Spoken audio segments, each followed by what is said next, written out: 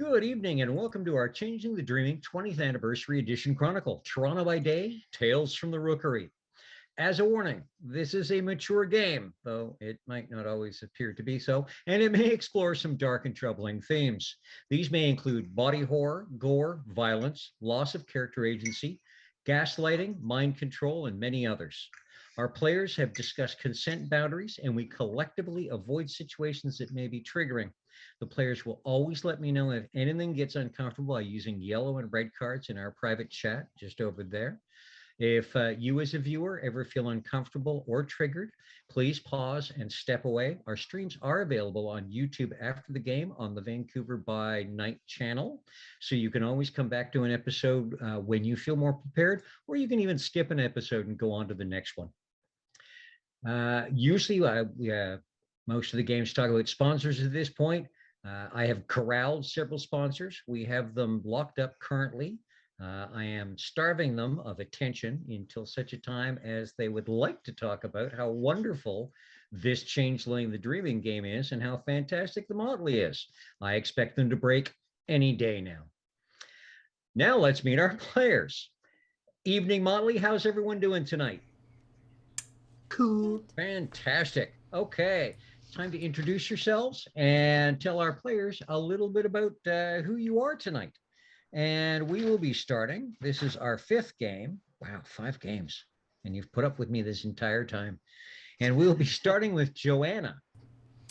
Hello, my name is Joanna. My pronouns are she, her, and I will be playing for you this evening Lara Applewood, the thieving pixie, or pisky, also she, her. Thank you very much, Joanna. And next up, we have Kitty. Hi, everybody. I'm Kitty Kimchi, she, her, and I'll be playing Alette, also she, her, your mischievous zookeeping puka. Thank you very much, Kitty. And next, as we go around the clock, we have Anita. Hello, everybody. I'm Anita, or Panita, or Critical Misses. My pronouns are she, they, but tonight I will be playing Pen Devlin, your resident Eshu storyteller. Pronouns Faye, she. Thank you very much, Anita. And then next we have Rose, please. Hi, everyone. I'm Rose. I'm playing Sick Kid's favorite little mystery, Lee, who is a Selkie. And last episode, she turned into a seal. If you want to catch that episode, catch it on the YouTubes. And my pronouns and also Lee's pronouns are she, her. Thank you very much, Rose. And last but not least this week, we have Crystal. Yep. Hello. I'm Crystal. I'm playing your friendly neighborhood Corid, Lily Winters. Pronouns she, her for both me and who I'm playing. And Lily has a bike / horse. You want to know what we're going to do with it. Thank you very much, Crystal. My name's Cliff. I am your storyteller for tonight. My pronouns are he and him, though I also play a whole lot of NPCs who are sometimes they and them and she and her and all over the place. So who started us off last week? It was Crystal. Crystal, do you remember what we did last game? Do you want to give the viewers a synopsis and the Motley a reminder? Let's see.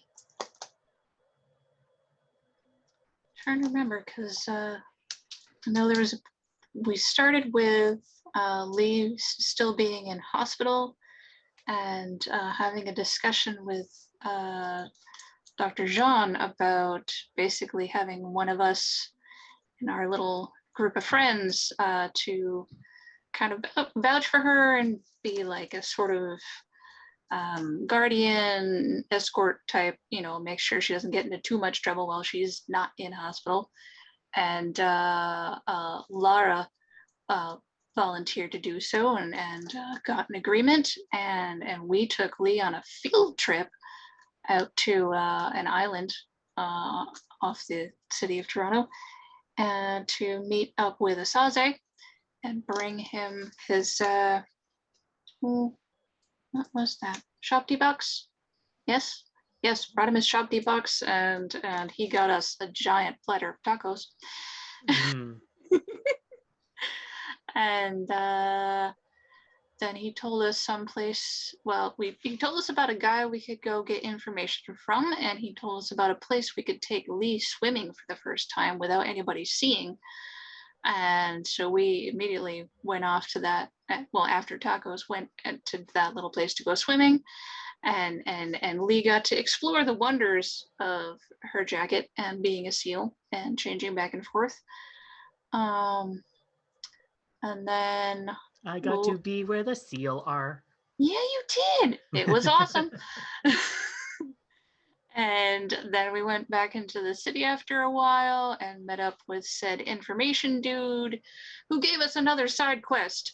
And then while we were talking with him, some scary guys came in, and we decided rather than deal with them to just leave through a window in the bathroom that we had to jimmy open but and escape. And then I forget if there was like how much time there was between that and when we finally actually did go to start this side quest of going to the endless trods and just, you know, discovering a part of Toronto where you could just go and suddenly be in the land of Fae. And there's these three big scary brothers and an equally big scary mom of them who had not one but two horses that both turned out to be bicycles when we took them back to mundane land. There's a big fight scene, and it was epic, and you should watch the YouTube. There was a tiger involved. There was. I almost wanted him to be an NPC. Except He shall return. He shall stick will return. I'm not saying anything. I'm not saying anything about tigers created from sticks. But thank you. That was one of the most wonderfully thorough synopsizing that we've had so far. I'm amazed I my think brain hung on to all that because it has a tendency to lose that stuff. So I think that was you hit pretty all cool. the main points. So this week's starting quote is from Charles Dickens.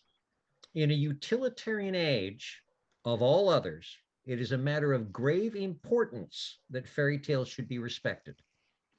Our red tape is too magnificently red ever to be employed in the tying up of such trifles. But everyone who has considered the subject knows full well that a world without fancy, without some romance, never did, never can, and never will hold a great place under the sun.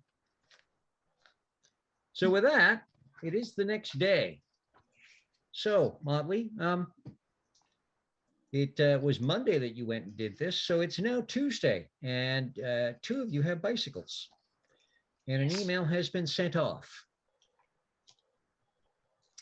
So Pen, you would get an email back Tuesday morning, fairly early. It'll be waiting for you when you'd wake up from, what was his name? Thorne. What's his? Alan Thorne. Mhm. Saying simply, where is the best place to meet? I would direct him to one of the art installations outside of Sick Kids. Okay. About an hour and a half later, you get an email back saying there is a court Friday outside of court. Okay. Outside of court. And about, it might be 10 minutes later, you would get another email that when you click on it, it is it's from an address that is both one at the same time familiar and completely unknown to you, but you know that it's not spam. You can just click it. Oh. And you do so. And there is a little, it on your computer screen, it unfolds into a beautiful looking, you swear if you touch the computer screen, it would feel like linen parchment. And an invitation for the Motley of the 7th floor, also known as the Bluebirds, to attend. Give me a half second here to get the name again. I know the first name. I don't remember the second name. Baroness Dana Holmschmidt's court on Friday at 7 p.m. at the Royal Ontario Museum, please attend. Oh, what was the name of where they used to have the Pink Floyd laser show? Do I It's know? not a solarium. The It's planetarium? planetarium. That's it. Please use the planetarium entrance. Now, you would also know the planetarium has been closed for years. Aw. I like Oh. space. I'll message to the group chat and say we've been invited to court and we're supposed to drop off the horses there. The horse there. Horse? We still have an extra horse. What are we going to do with that horse? Name him and ride him. Well, I mean, because Sir Thorn only asked for one horse, not two. I don't think we should give him a spare. Well, the Yet. extra horse belongs to someone else, clearly, but we weren't able to figure out who exactly. Yeah, Well- but I mean, if we hold on to it, then maybe we could get something cool. Maybe. We've already done the hard part. Lara writes in, lost and found, Dad? Is this your steed? I'm gonna.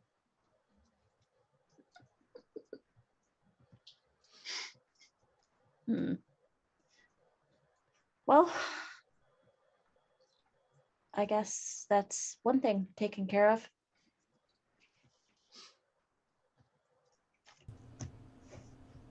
Kind of weird returning to the scene of a crime. What do you mean? Well, wasn't the basement of the Royal Ontario Museum where we stole the Shopty box from? And Lee is gonna type kind of rather quickly. That wasn't us. That was a bunch of For legal Flunkies. purposes, this is a joke. Hello, CSIS agent.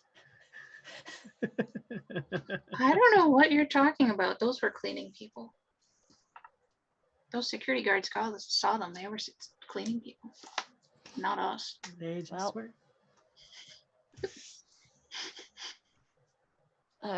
Really holding my breath on this one. We'll see how we do.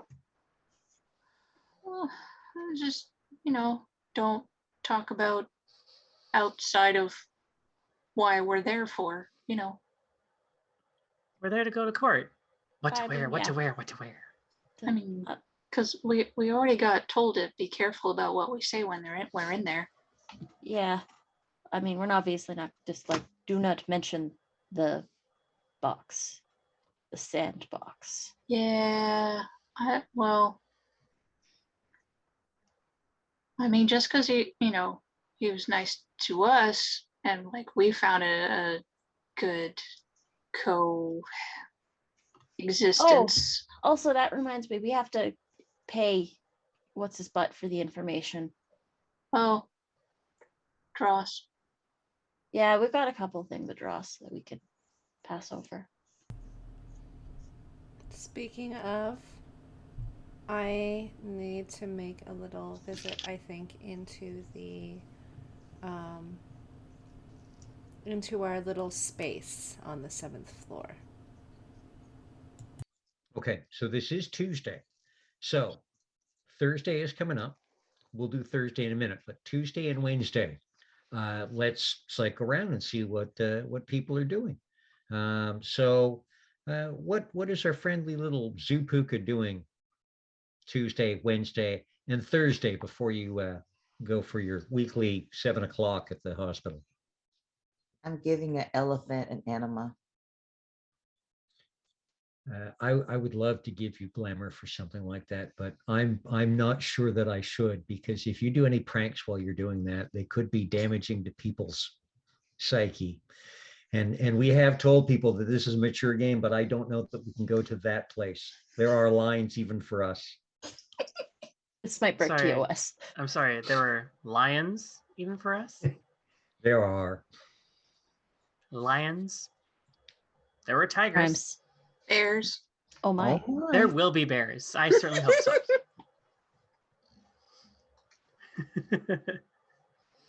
so. Okay, just because you are spending time with your job around nature and natural environments, both in the atmosphere that you're in and among the animals and stuff, you will be able to get this week 2 glamour back, one for the time working at the zoo with the animals and one for Thursday when you get back to the freehold.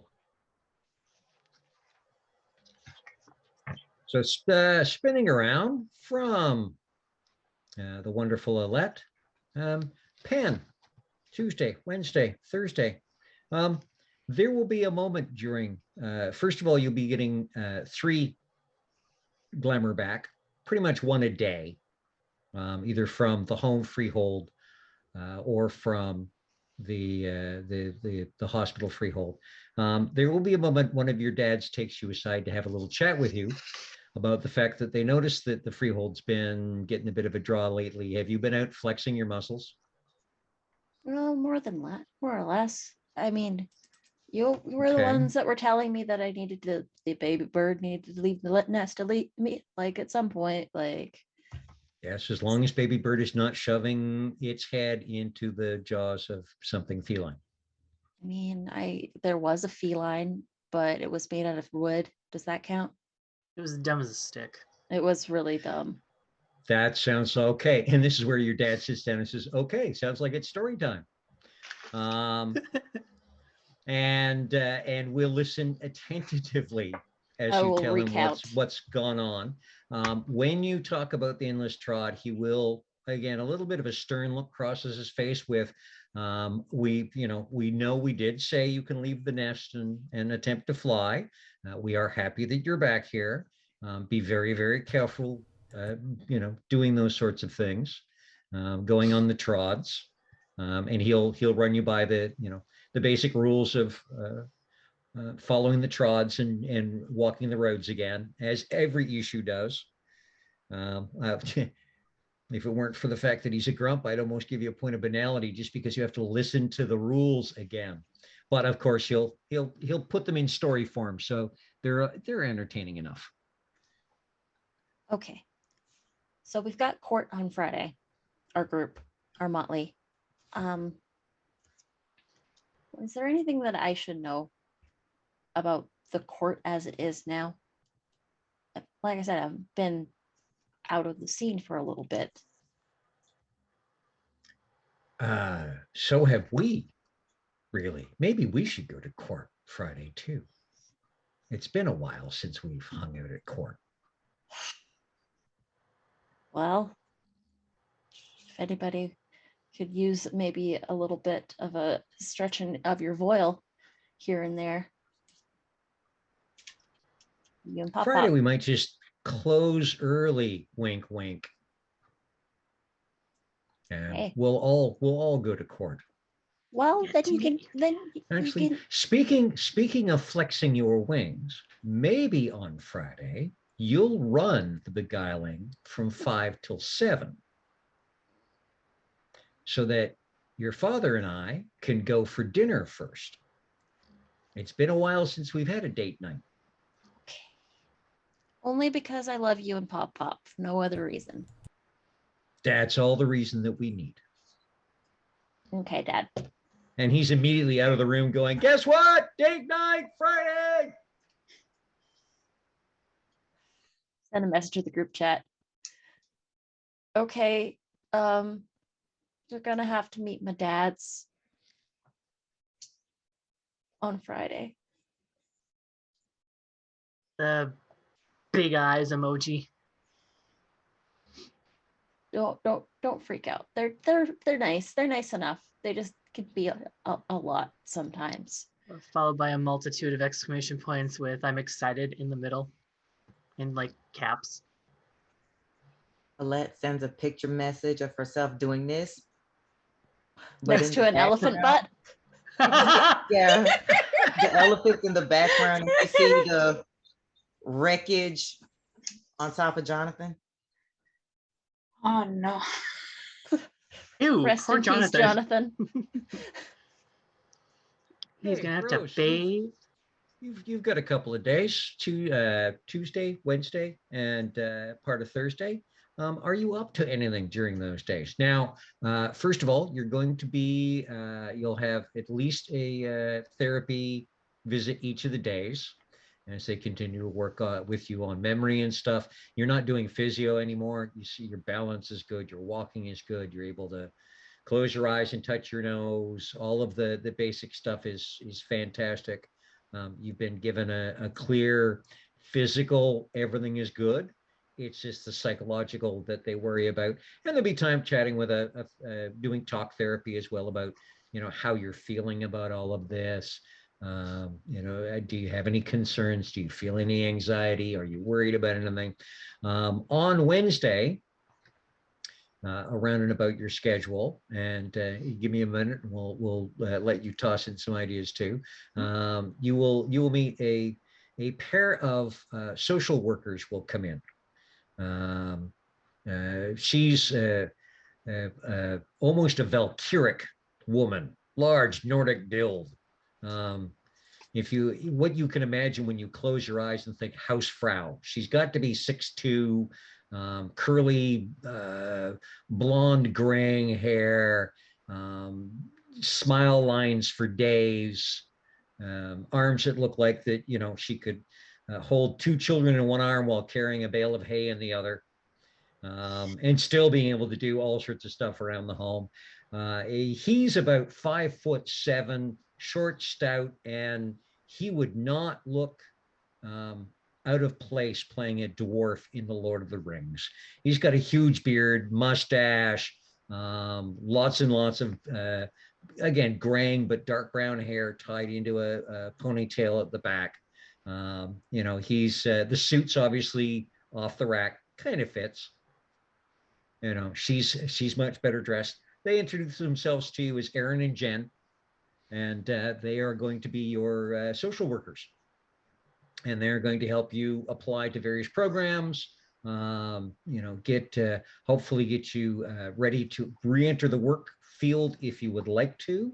And they talk to you about various training. It's basically an hour of having a fire hose of information turned on your face, where here's these forms, fill these out when you've got time, signed here and here and here. Everything is circled in red. Here's the Ontario Works program. Here's the Canadian Works program. Here's the federal program, the provincial program, the municipal program, the et cetera, et cetera. We'll say you sign this for an apartment, sign this for here, and do this. And oh yes, we'll be able to get you a Presto card with a certain number of free rides in the transit, and this and this and this, and we'll get you set up with a base income. And okay, so what do you think?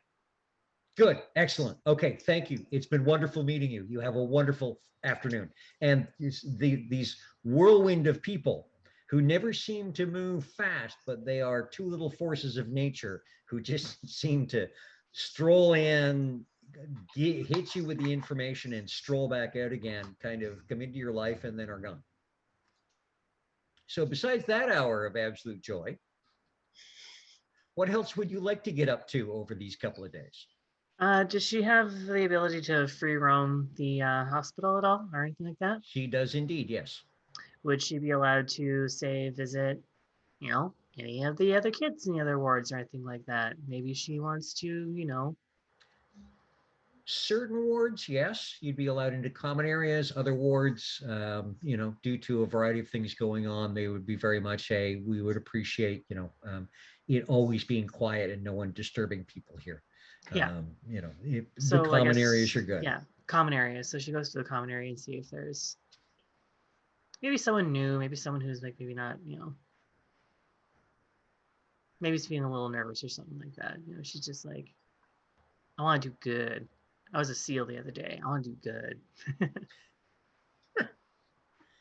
Okay. Yeah, there are, kids you can help out with little things like puzzles and games, playing cards, just kind of, little lives that you can touch and cheer up a little bit. And they range in age from, 8 to 18.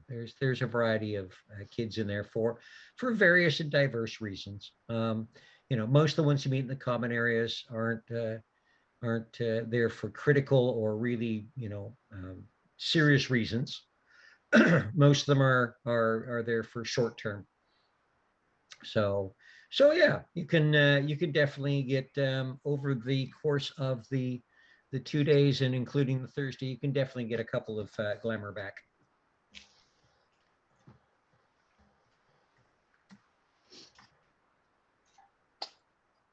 Okay. Sweet. That's And definitely what from she does for there- the most of the days. From there, we go to Lily. So Tuesday, Wednesday, Thursday. What are you doing, Lily? Now, I don't remember what day it is that I take the book card in. Thursdays. Thursdays. Okay. So not that then.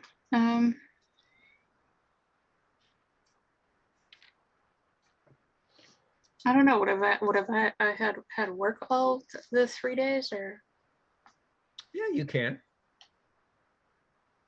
Well, because I kind of took a half off with the island adventure. Oh yes. And William is a little grumpy about it. Yeah, he was like, oh well, I guess you could. Meh. So yeah, Straightens his bow tie in yeah, irritation. Tuesday and Wednesday, you would definitely have work days. And every time things seemed to slow down, William would roll another cart of books to be, put back on the shelves. Funny, you guys have, returns have never been so high as they seem to be the last couple of days. He's definitely making sure that you and everyone else on the floor gets to do a lot of work Tuesday and Wednesday. Well, that just means I don't have to talk to people as much, so I'm fine. I'm going to punish you with more work. Hey, win-win. Thank you. Okay. Oh no, organizing books.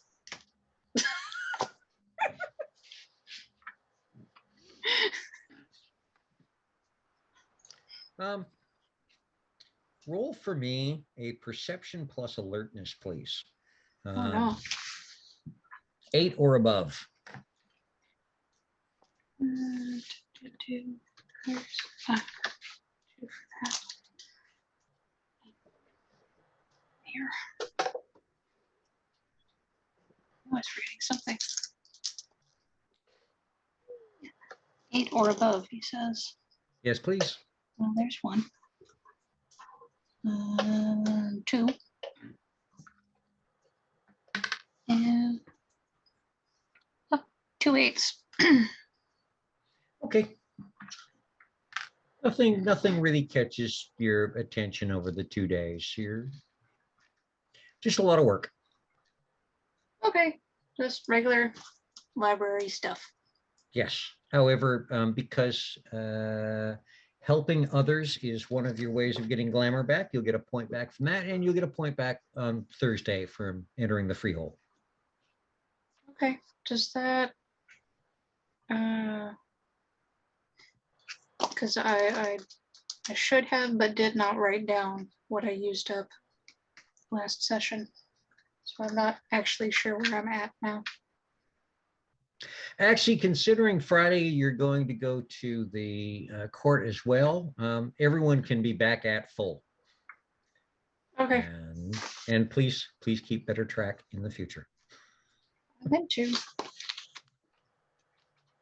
Thank you. Okay, and last one to find out what is going on the Tuesday and Wednesday and Thursday up until the time that the freehold becomes available. Lara, what are you up to for a couple of days? Lara would have had class, at least during the day. In the afternoons and evenings, she goes back to the hospital, to the gift shop. But the class has been taking some field trips to Allen Gardens to study urban gardening. And she would have been walking through there and very likely paying attention to the sounds of everything around her. She has her earrings on, which she hasn't basically taken off at all since she got them, because she finds them just so clever. So she's been walking around, and she's discovered a few new friends. a few orchids have a lot of attitude and are quite snooty. She's also discovered that the daisies are quite sweet and helpful, and they can't actually help her, so that's a little bit disappointing. Um, and yeah, there's a few little just regular household plants, geraniums, things like that, that are just seem to be so bored in this greenhouse. And she makes a mental note that she needs to start actually like planting them outside in forests and like clearings and stuff like that, because keeping them in greenhouses is one thing, but they're so bored. The poor things. You would also find out that from listening and talking that plants are horrible gossips. Roses are incredibly dumb, as Hey. beautiful as they are. You might be able to suppose it's due to all the inbreeding. And there's one particularly enjoyable moment as you're working with other students and other people in the urban gardens area around Allen Gardens, where you're near a patch of sunflowers, and it's been a very dim day. And the sunflowers, because there is no sun for them to point up to, kind of will seem to bend down a bit more, but they start turning towards each other, and you can hear them just a little chatter. Where's the sun got? Oh, hey, you got some sun. Here, have some of mine. Yeah, there's no sun. Okay, I like you. I like you too. Okay, the sun will be back. Yeah, until it is. Here, have a little bit of me. And Lara makes a note to see if she can acquire some UV lights to potentially, like some sunlights, so to speak, so that she can kind of help these poor flowers out, knowing fully well that she's going to get in a lot of trouble for this, very likely, because she's not dumb. So she knows obviously her horticulture, and she's been going to school, and she knows that those sunflowers need some time without the sun too. But she still feels bad for them. Okay, you will also note that Misty has been more scatterbrained than normal the last couple of days, a little more forgetful. So, when and a little less. She doesn't hang around quite as much when you come on duty. She's like gone pretty quick.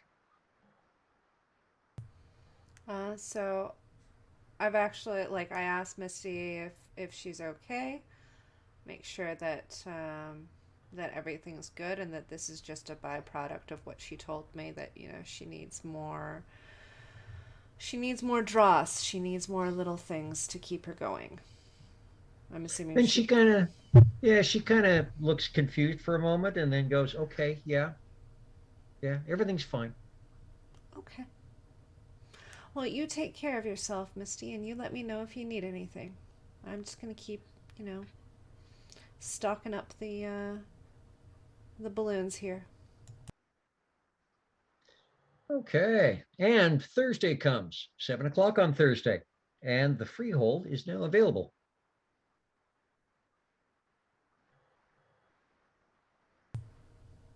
Up to the 7th floor. The 7th floor. Yep, straight to the library and 7th floor. Or not library, hospital. And is late because the dads decided to go on a pre-date date.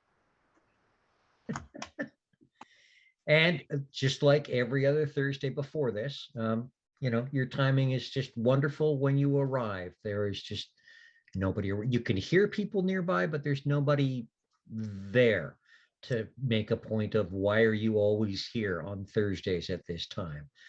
The elevator doors don't open for you the way they did the first time, but you don't wait very long for an elevator, and you tend to all get up to the 7th floor about the same time. Though again, as noted, Penn is a little late this time. And you're into the freehold. And because all of you were down a little bit on glamour, even though you were building up through the week by paying attention to how you gain glamour in the subtle, quiet ways. You'll notice that tonight you're all drawing a little bit on the freehold. The fire in the little fireplace is not that bright. It's kind of mostly smoldering coals. Yeep. Give it a glam. Maybe I'll give it a glamour just to. Hannah's brighten it going up to a bit. take one of those little beads that they found in the saddlebag for the horse. One of And the it's going- marbles. One of the marbles, and is going to Okay. pop it in the fire. The bale fire it catches fire like a log. And the bale fire definitely perks up. And you've got a proper flame in there again. Oh, there we go. Not a big one, but just a little, just enough. Got to make sure the fire doesn't go out. Oh, what a good fire.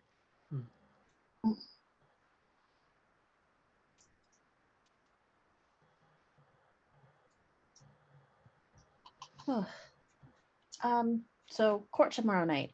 Returning the horses. One. Horse. Yes. Sorry. Well, because we don't know where the second one goes. That's true. Well, maybe we can find out if someone's missing a horse. Someone else is missing a horse. Yeah. I mean, but worst case scenario, hey, free horse. Hey. That was kind of my thought of like, well, if nobody claims it. But I mean, I wouldn't want to think what those big, like those three big brothers would do with it anyhow, because I don't We know. never got Alette to talk to them. The horses? Yeah, the horses. Oh, well, I suppose we could ask. Yeah. Hey, where did you used to be? Who's, did you used to Who's have an your owner? owner? But I mean, that only really works in the dreaming. So because Alette's Yeah. powers don't extend to bikes. Hmm. Sorry to Yes. keep volunteering you like that, Alette. Aren't we supposed to We still have to Yeah. pay that guy. something to yeah. Obese Heavy kitten. time. Yeah, him. Well, he said a handful of dross. What does that mean? As little or as much as we could find, probably. I didn't think he specified. He didn't specify an amount. If we find something, we find something. If not, we then. Hmm. So who says we found anything? Well, I don't know. we agreed, so we would probably have to give him at least some of the dross that we had found in the dreaming. Deals like that got a little bit sticky, and you don't want to go back on your word, especially with someone like that. He also seems to have a connection to the Red Caps, and we don't need that kind of shenaniganry again. So Hmm. I'd say settle our debt and be done with that. Fat Agreed. cat. So how should we? What? Just like give him all that we found, or most, or It was a handful. right? So whatever fits in the palm of a hand. Yeah, but whose? Who's Put your hands in the middle, see who has the smallest hands.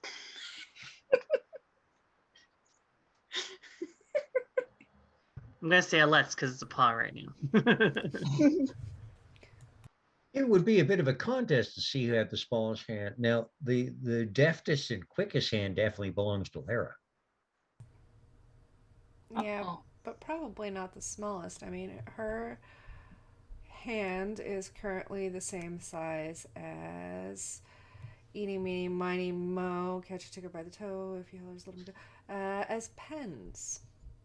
and has fairly long fingers from art supplies that are kind of calloused and bumpy in places. So Lara's So- hand might be quick, but not necessarily the smallest. Not 1, 2, 3, not it. However, whoever gives them a handful of whatever, who's to say that it may not end up in Lara's pocket by the time we leave? I mean, we could really need it. Hmm. But I'm not I trying to steal. I'm trying That's to. also I- not very bluebirds of us We either. No. we know that you are an unintentional pickpocket. We appreciate that about you. Yeah, I mean, would- it's not like we're like saying, "Oh, you're totally that there's any maliciousness out of it." Yeah. I It's know, just, but I would rather not try to actually steal because then I'll get into the habit of stealing and then that'll be bad and that'll be counterproductive, won't it? Yes, especially since you now have gauze in your pocket. I have. From where? I think you passed a card on your way up here. we are in hospital. Okay, I'm gonna put this back on my pocket. Somebody remind me to put it in a closet or something, like one of those storage closets. I don't think Okay. they want it since it's used. It's, But I didn't it's know still it's packaged. Let's still roll that. Yeah, it should be fine.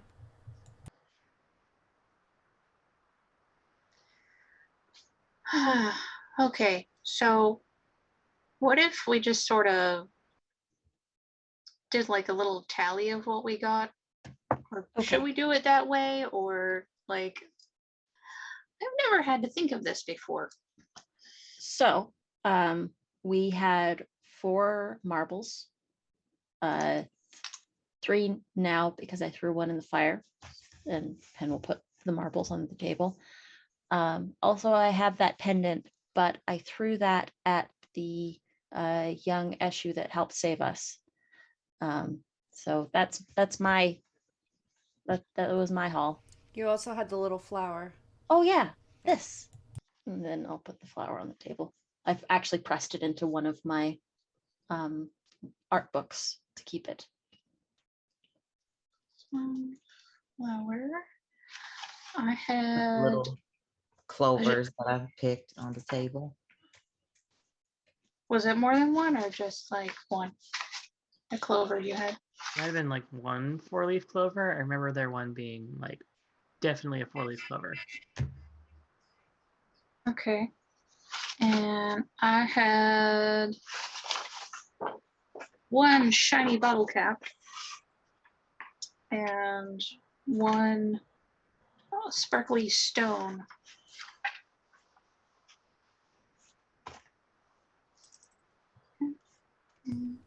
So how much were all of those worth? Well, the bottle cap was worth 2 and the stone was worth 1. I don't know what the marbles, flower, or clover was worth. I believe the marbles were 1 each. Okay. How much would the clover have been? The big haul was the pendant, but I was very grateful and I Or the- passed that off. Yeah, No, no, sorry, the that's- flower, not the clover. Oh, the flower was 4. The pendant was 5. Okay, if I so remember 4 correctly. and 3 is 7, and then Lily had 5 altogether. No, I had 3 because Oh, sorry, the bottle 3. cap My bad. was 2 and a stone for 1. So we've got 10, and then I think myself and Lee didn't get anything, right? And then Nope. Alette has the bottle caps, 4-leaf The clover. clover. 4-leaf 4-leaf clover, clover. and that was worth 1. Okay, so that's 11. So handful. I mean, 3 marbles is a handful. That's fair. Right. 3 out of Yeah. 11. I'm just doing the math on this one. This is out of character. I'm trying to figure No, out that's what cool. We're just doing bookkeeping. Yes. That's cool. But yeah, just because handful, Handful is That's- ambiguous. terribly ambiguous. And that's the problem, is that Fae make deals that are ambiguous on purpose. Yeah, it's like, well, on the one hand, you don't want to be cheap about it, and on the You don't other wanna hand, insult. you don't want to give away all of your newly gained resources. And on a third hand, because this is the Fae we're talking about, they didn't specify. And Exactly. the Also- problem is not being non-specific is part of the intent. Also, do they make deals like the Ferengi? Like if we tell them that they have that we have 3 marbles to give them. Are they going to say, is that the best you can do, and ask us for 4? Like, should we tell them that we have 2 marbles, and then when they try and make a deal, we give them 3? The only problem is that I'm not very comfortable going back to that coffee shop since the red caps know the whole Know where that thing. is, and they've seen us, and They have. yeah, that. So I mean, we could have very easily been turned into, well, Mulch. holding up the little clover and go pressed flowers. okay, so here's the thing. We have 11 total. Yeah. What if we just gave him half? Or like 6 out of the. So That's more than reasonable. I'm sure That's- 5 would even be reasonable. okay, so how, which half still? So the bottle cap, the 3 marbles, is 5. And then you also had something that was worth 1. I had a shiny rock. Okay, so the shiny rock, the marbles, and the bottle cap. Make sense? It does. And it's more than half of what we had. Mm, It's a handful. It is. It's a handful, and it's yeah. I mean that does kind of leave me without any. But well, here's the thing: is my proposal is that it's collective, it's communal. We don't have to. It's not mine or yours or Oh, okay. any one of ours. It belongs to the group. It's a party fund. So sort I of like see. D&D. It's party dross. Yeah, you get it. Party draws. Okay. Yeah. No, okay. That does make me feel a little better. There we Yeah. are. We just need someone to volunteer to be the party accountant. I mean, I did just write all this down. Yeah, that seems you seem very well suited to that task, to be the Motley's accountant. I'm good at keeping records. I can tell. Yes. Okay, so yes, we give them 1 bottle cap, 3 marbles, and 1 shiny rock, and call it a handful. And what do we do if he demands more? Say, Well, it's whoops, not going to be our only that's- time going into the dreaming, so we can always find more when more comes up. It's not, and we still have the freehold. Just have to make sure the freehold No, has some I time just to We've meant- owned him replenish. forever. We don't owe him forever. He said a handful, singular. Yeah, Right. but if we tell him we're going to go back in and get more, then he's just going to keep wanting more. Well, no, Why doesn't he go get his own? that's the thing, right? It's Eventually how he he's gonna gets have to- information. Yeah. Or it's how But- we get information. We pay him in dross and do the dirty work and get our hands dirty. I don't think he's going to look 5 gift bluebirds in the mouth. I'm just going to say. Well, there's 5 pieces of loot. There's 5 of us. Makes sense. Oh, I don't know if that's how you got the idea, but it makes very much sense now. Yeah, let's do that then. Let's give him Yep. let's give him the loot and then be done with it. Okay, do we want to do this before going to court? Yeah, we probably should get this over with. That way we make sure all our ledgers are taken care of before we have to do any of that. I just Can he meet us here somehow? Do we have to meet him Oh, at the I don't coffee want shop? him to know Or we're not here. not here, but I mean I'm not here gonna be as in here like long. downtown. Like a different coffee shop? Like a different coffee shop, not We don't all the have any other- way up there. we don't have any other contact information for him. That's the only problem. That's true. Right, we can't call him or text him or not any of those. Yeah, We we didn't don't have- necessarily we- ask. We Or didn't halftime get tea. any Yeah, that's true. We No. didn't have time. way. Because, well, he was being all sort of shifty, like even just giving us the task, and then those guys came in and we everyone ran away. Yeah. So Did anyone else notice he just Cheshire cat the way out, like just out of there? yeah, that The what little was up with that? stinker. It was neat. The little Was neat. stinker. I want to learn that. It was really neat. It was neat. Also kind of rude because he didn't take us with him. Yeah. Okay, so are we all gonna do this?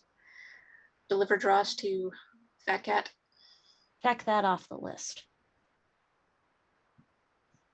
Let's do it. And then all our T's are crossed and our I's are dotted.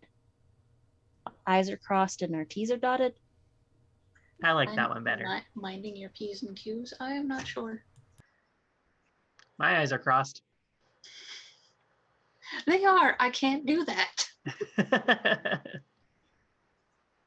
So when do you guys want to head out? Now's as good a time as any, I guess. Might as well. Yeah. Yeah. Just kind of get it try to get it out of the way and hope he doesn't give us some other thing to chase after and get chased for. Or if we run into any trouble, do you think we want to wait during the daytime? Wait, what time is it? I haven't been paying attention. It's about So- 7 o'clock. A little A after little 7. after 7? What time is he at the coffee shop until? Because he's Here. Dinner? okay. Well, I guess it depends on when you have dinner. I mean, also it's a school night. It is school night. Hmm. Campus coffee shop generally closes a little later. Okay. Caffeine starved students. You'd True. hope at least. Well, it's not, because the coffee shop probably stays open later. I just don't know. I don't want to go up there and then he's not there. Here, I'm just gonna leave the Yeah, Freehold he's there real about quick. from around 4 to 7-ish. I'm gonna just place a call to the coffee shop outside the freehold. Smart. Do it. You're muted. You're muted. Okay, you're gonna leave the freehold. Oh, yeah, you have a cell phone, of course. I have a Okay. cell phone. I'm just gonna call the coffee shop and see if Fat Cat's there. Okay, it rings about 4 times, and then there's a click as it's picked up, and it takes a moment or two. And then someone goes, Istanbul Cafe, yeah. Hey, is Fat Cat around? Is he hanging out back there? Hang on a moment, I'll check it out for you. And you hear the click of the phone being put down on the counter. And you can hear a little talking in the background, not very much. Somebody just kind of, from a few feet away going, yeah, is that dude in the back? No, the dude's not in the back. He screwed off home. Oh, okay. Somebody on the phone looking for him. Well, he's not here, man. Yeah, but they're looking for him. So is he there? No, I told you, man, he fucked off home. Okay. I'll just hang up the phone knowing that they're not there. I'll just go back inside. He's not there. All right. So he's not there now. Today is Thursday. Tomorrow's Friday. Court is Friday. When I'm is court working- on Friday? You want to gussy up? Also, yeah, what court is usually around 8 o'clock on Friday? Or I am closing the shop that day until 7. Oh. So not before then, because we need you to go do things. What did it say on the invitation? I thought you had it. I pull up the email on my phone. It just says Friday evening. It just says Friday evening, doesn't actually have a specific time. So, it can be fashionably late or fashionably early. I mean, we for should a- make an entrance. I, on one hand, will be fashionably late because I am working until 7 and closing the store and cashing out. I was more trying to figure if we could do this Dross thing before court, but because by the time you are closing is by the time he won't be at the coffee shop. So I mean, you could always just go without me, I mean, and I yeah. could meet you all at court, and you could tell me how it goes. I mean, we'll all be fashionably late. You know, just gonna be fashionably late.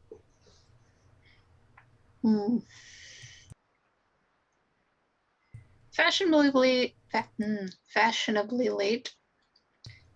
Trade Dross after court some other day, or maybe he's there and we just bring it. Who's to say we might not run into him? Well, that's what I was saying. Is he might? We don't know if he would go, considering all the he wants to know all the things there is to know in and around town. Would be the place to go, right? Like Gossip Central, I think. Well, I didn't really see him at court last time we were there, but it's always worth a shot. We were kind of focused though, mostly on the food table. It's true. That was some good food. Those deviled eggs. Right? Wonder if we'll see those guards again. Oh, maybe they'll be like nicer a little bit because we like give them snacks. That's true. Okay, I got distracted. Did we decide something? I don't know. I'm just hungry now. Maybe we should go. Maybe we should go during the day tomorrow and give him the stuff so that we don't forget, and so that he doesn't come after us if he sees us in court. We don't want drama. Yeah, I mean, that makes sense. That's easy enough to do. So it just occurred to me who else could show up at court would be those brothers and their mom. The red caps. Well, Yeah. if they do, Yeah. is there some sort of like it is a court? Isn't there some sort of a etiquette or something? There like, is can they etiquette fight in us place that would. there? Well, there's like rules and stuff. I don't know. They're so big. Penn would know the rules of court. Fighting pretty generally sure. is frowned upon, as far as what we were told last time, is that it's an open space. You cannot fight in that area. Like any sort of anything like that has to get handled off site, sort of thing. Anywhere but there. Pretty much.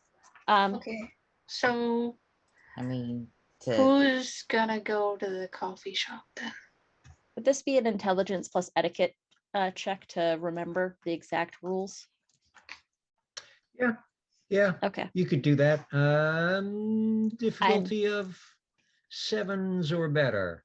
Okay. I do have training in Sealy court etiquette specifically. That'll give you 2 extra dice. Okay. what was the difficulty? 7s. 7s are better. 1, 2, 3, 4 successes. Okay. And was there specific information you were trying to remember about the rules? I was trying to remember specifically, like fighting's not allowed, like Nope. Just the general brief overview of the rules as we were told last time we were there. And Penn also has an eidetic memory, so it's There is a hierarchy. You pay attention to those who are of a higher station than you. Fighting is not allowed. This does not mean that it does not happen, but it is punished quickly and severely when it is caught. Also doesn't stop other quieter forms of violence from happening, often with words. Politics are a wonderful thing, especially in court. Court it's a Sealy court. It is rare for unsealy or anyone else to show up, independents. It has been known to happen. Court is a place of hospitality. So anyone that enters is Right. offered hospitality from the person running the court and returns that hospitality back. So it doesn't matter where your court inclinations lie, it's technically neutral and safe ground. Technically. Technically.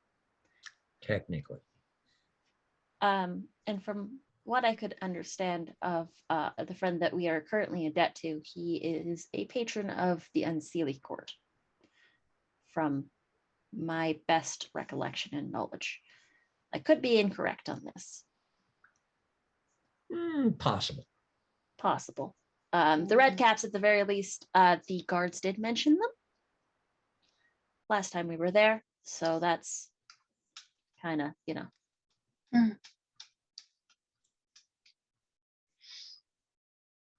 Okay. But yeah, if you all want to go and pay off the debt, I'm just gonna, like I said, I gotta work. Right. And then I can meet And you all at court with my dads. true. Looking And forward to it. and bring the bicycle with you because you have it. Yes, I do. It's currently in my apartment. Yes. Okay. So, but Lee, you are still staying here in the hospital. So then, does Lara have to fetch you? No, Yeah, we I'm would free to need go if I another- want to. Oh, okay. Yay. So, Yeah, Uh, Laura's essentially my babysitter. So long as I have that emergency contact, good.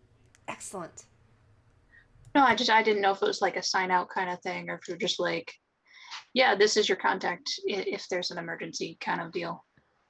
From what I got from, also I watched the episode yesterday, sort of reminded myself that it was sort of a come and go with relative, keeping an eye on the hours as well.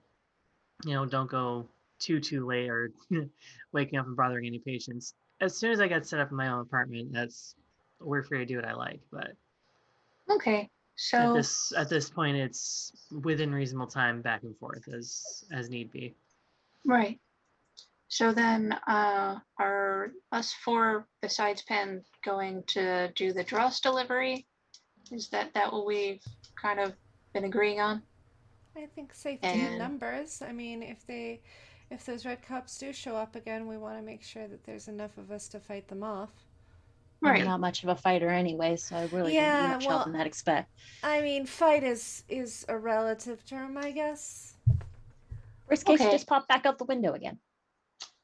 That's Mm, true. So, then when would everybody like to do that?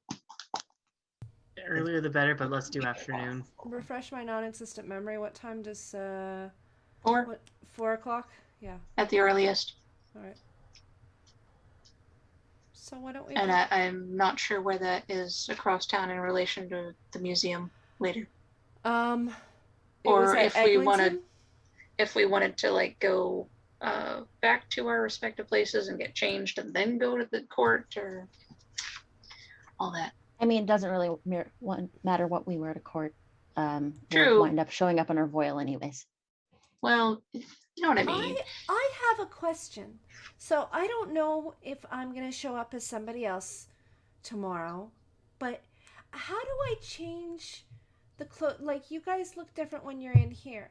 How do you change clothes in here? How do you buy clothes for in here as opposed to out there? I guess you find a strip mall or a big mallplex that's in here, I guess. There are shops in this dreaming, they call it. Isn't there a market? Oh, ooh, I think I need to do some shopping then. I thought there was a market. How do you pay? What's the currency? Dross, Lots of things. Okay. dross, favors, the like. Yeah, Same. but it's same pretty things you much used to what pay for anything else. all these things that we've been doing. It's that So you only. so you all bought all of your pretty clothes that you wear in there. You bought them in there somewhere. That's cool. I haven't been to a market. Maybe we can go to a market at some point.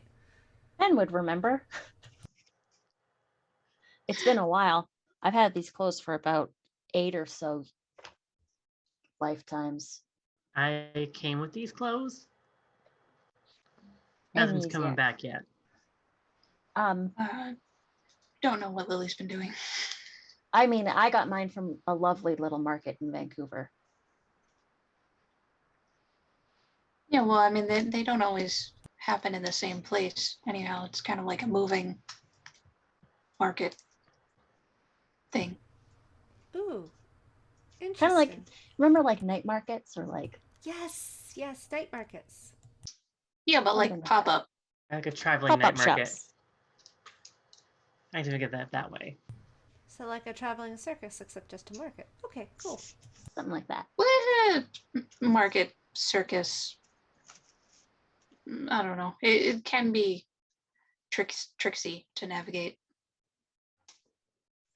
It's kind of like court Always in that is. yeah, it's like kind of like any okay, I shouldn't because I'm assuming, but it's like any like when we went to go get the bikes and stuff that we had to be watchful and careful, and going to court we had to be watchful and careful. It's only good in here because it's just us in here and we know us, but going other places, all sorts of who knows could happen. Okay, I will keep that in mind. So I it's mean, like yay shopping, but look around. Be aware. I don't know how to make my own form yet. So when I do, maybe we can take a shopping trip. Out of character, working towards a shopping episode. Heck yeah. Why don't we Yes. just try practicing? I mean, we're in the freehold. It's a good place as any to just try it. Like, focus on what you think you look like, not what any of us look like. Focus on like what you feel inside. I'm not gonna lie, this is a pretty slick jacket, and the color combinations are really nice. It looks very, very good on you. So Lara kind of squints her eyes and goes, and tries, and I think you see like a little bit of a pointy ear pop out, and then just go right back in. That was good. That was so good. Something almost had happened. You had an ear. There's an That- ear. Oh, Yep. really? Yep. Oh, that's awesome. Actually, Lara, roll me a gray mare and wits. Difficulty?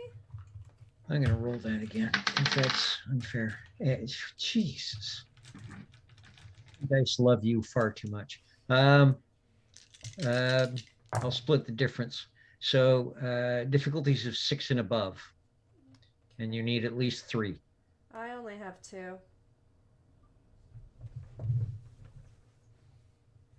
Only 2 successes? Yeah. Okay. So yeah, small changes happen and they're difficult to hold on to. You can kind of feel how it works. You almost know where it's going, but then it kind of just bounces back to you being what you look like currently. Pen with red hair. I'm gonna keep trying, but It was a good. really It was a good, though. good start. it's It was a good start. tiring. It's so Yeah. tiring. But you gotta just keep practicing. Like, safe spaces like here are good for you to be able to sort of practice and like learn what your true voil is, and you'll get it eventually. It'll work. Okay. Hmm. I'll keep working on it. I'm sure that you guys have been so helpful, because I mean, I don't know any of this stuff, so you guys have been really, really helpful, and I'm sure that eventually it'll come. Hmm. I'm You gonna bet. keep trying. Yep. It's like, well, I don't mean to make a joke of it, but it's kind of like riding a bicycle. Ha ha ha ha. So get back on that horse. Oh, Or not. Oh. Or fall off it twice. Oh, come on, you That guys. also happens sometimes. Some would say that we Okay. can do this. Others would say nay. Stop. Crimes. We're killing the now. storyteller. Okay. I'm going to interrupt you there and say that Motley has a plan because I cannot go on any further with this. I cannot support these crimes.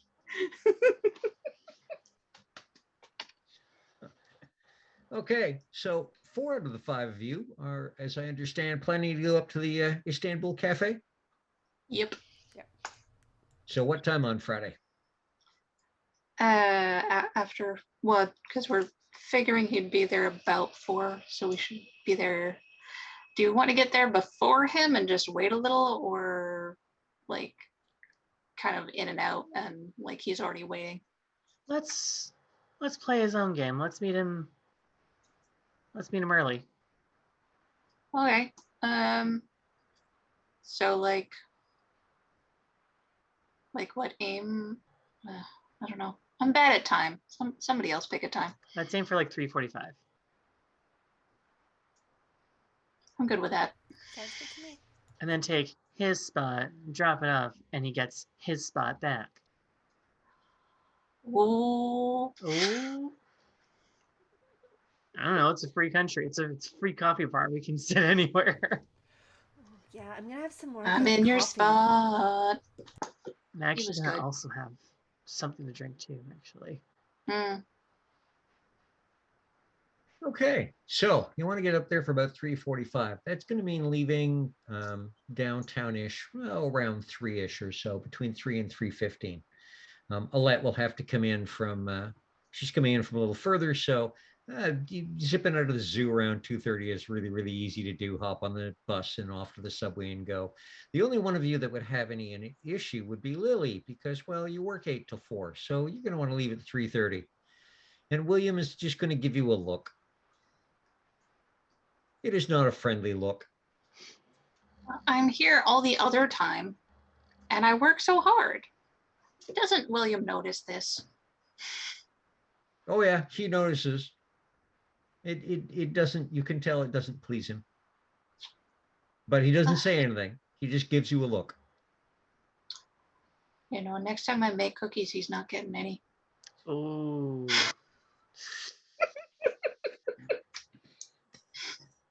Okay, and all of you, it's very, very easy to find the Istanbul again because you've been there once before. So 4 out of you, 4 of the Motley meet out front of the Istanbul. And just for Penn's entertainment, at 5 o'clock, the dad's well dressed and smelling of aftershave. Wave and say, "We'll see you at court," and they're out. Have fun. Oh, I love my dads. They're so cute. They even put matching bow ties on. Oh. Bet like one of them just fixes it for the other one. There you are, dear. I'll Okay, wave them and out the other and then 4 I'll of you, begin restacking books and then maybe moving a couple books away in places they shouldn't be. This is what they get for leaving me unattended. okay, while the beguiling undergoes its own personal makeover in a small way, the rest of the Motley shows up in front of the Istanbul Cafe. Okay. Well, About 20 to 4. cool. Go inside and stare at the menu and pick out drinks. Yes. Same 2 guys are there, Mr. Man Bun and Mr. Ponytail. Triple short Americano. Please. Triple. It's gonna be a long night. Triple short Americano. I think that's coffee. I don't drink coffee. Yeah, the guy who's, Mr. Ponytail goes, "Okay," and turns around and kind of leans over to Mr. Man Bun and goes, "What's a triple Americano?"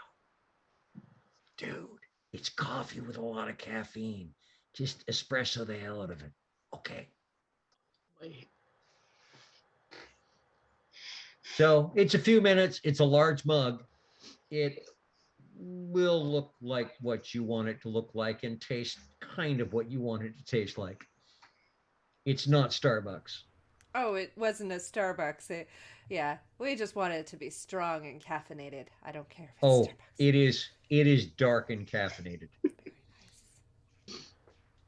And I would like a steamed milk with 3 pumps toffee syrup, 2 pumps caramel, and a splash, just a splash of hazelnut. And I want cinnamon around the rim of the cup, but don't tell me where it is.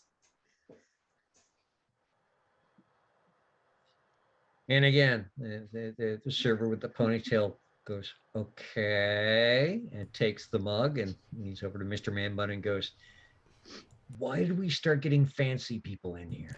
Lara leans over to Alette This and is says, "Don't forget the pumpkin spice." And a hint of pumpkin spice, but just a hint. He's just back there, just like, oh God. okay. There's a lot of busyness and clattering going on back there for a moment or two. Things are dusted off, and when he turns around and puts down the mug, it smells somewhat toffee pumpkiny, kind of. You know, it's definitely caffeinated and definitely sweet. She takes the cup and goes to the table where the guy usually sits, takes the chair, flips it around, sits backwards, just waiting. Huh. Lara sits down next to her, puts her coffee in front of her, reaches into her pocket, takes all the sugar, puts it on the table. All the sugar packets, I should say. Does Lee have any little bit of spending money at all? Oh, Lara or Alette probably would have covered it. yeah. And I was Okay. gonna say, did you want to get something? I could get it because I haven't ordered yet. I'm still staring at the tea menu. Oh, careful. Mine's gonna be super complicated. Super complicated. Just a milk chocolate, hot chocolate. That's it. There's almost a look of relief on the guy's face as he turns to make the hot chocolate. The menu, by the way, Lily, is not very big. It's black tea, green tea, coffee, espresso. It's not a very large menu. Muffin. Well, I got mint last time and it was all right, so I guess I'm doing that again. Oh, and I guess one of those little, like, if they have those little caramel chocolate bars. No, that we don't know. Sorry. Oh, Sorry, just mostly like coffee and, well, tea and water. I'll live with hot chocolate. I'm not disappointed. And we got some muffins and Marcel. donuts. I mean, they're not too stale. Venti London fog to go. A what? And a venti London fog To go. to go. It's a steamed milk with Okay. an Earl Grey tea bag in it and 2 pumps of vanilla. Lee says blah. Appreciate that explanation. Okay. So he turns around and there's, and then turns back with a nice big white styrofoam cup with the lid on it. As Lee is taking it, she just looks at him and just goes, and then just goes to the table with the rest of them. Like, okay, hi. I get a mint tea, please. Okay. And there's again that look of relief of just, tea bag, hot water, done. Right. Done. Is there honey anywhere around on the counter? Down the counter a little bit where there's a couple things of milk and cream and sugar in packets. There's a little squeeze bear of honey. Aha. Nice. Well, once I have my tea, I will then apply some honey and go join the group sitting and sipping. Okay, it's about half an hour, 40 minutes. It's around 4:15, 4:20. When 4:20. Nice. When the obvious silhouette. There are a couple of students who've come in and out. There's a couple of people sitting over on the sides, and then there's a few people that hit the counter, and then large, stocky individual gets the counter and walks towards the back and kind of stops. And Fat Cat gives all four of you a look and goes, I see. We're playing games, are we? I don't appreciate games. I appreciate people being blunt, forward, honest about things. We're not playing any games. We're just waiting for you. You're late. Blunt and honest. We have what you've asked for. Wonderful. And you found what you were looking for? Absolutely. Maybe. Possibly. Pretty sure. Excellent. Pick an answer. There's 4 of them. Well, they all sound somewhat positive. So I'll take it as a somewhat positive answer. That is wonderful. I am so incredibly very happy for all of you. And I thank you for what am I thanking you for? Who has the bag? Do I have it? Does Lee have it? Does Alette have it? I don't think we give it to Lara. No, you Sorry. Lara has it. Lara, check your pockets. No, Lara doesn't have it. Okay. Holy shit, did we forget it with pen? Have I got it? It would be with Lily. I We would hope agreed so. that Lily had it. Okay, I've got it. Yes. That's why I'm perplexed. I don't have my velvet bag normally back here with me. Anyway, I do. I have it in game. It is on me in game, and I will pull a little pouch out from my blue bag and hand it to Fat Cat. And do we leave him a seat, or are we just like I totally? think we're just gonna piece it after our drinks are done. But Yeah, but I'm I'm just trying to figure is there an empty chair or like is there not? No, there were 4 of you there, and there were 4 chairs at that table.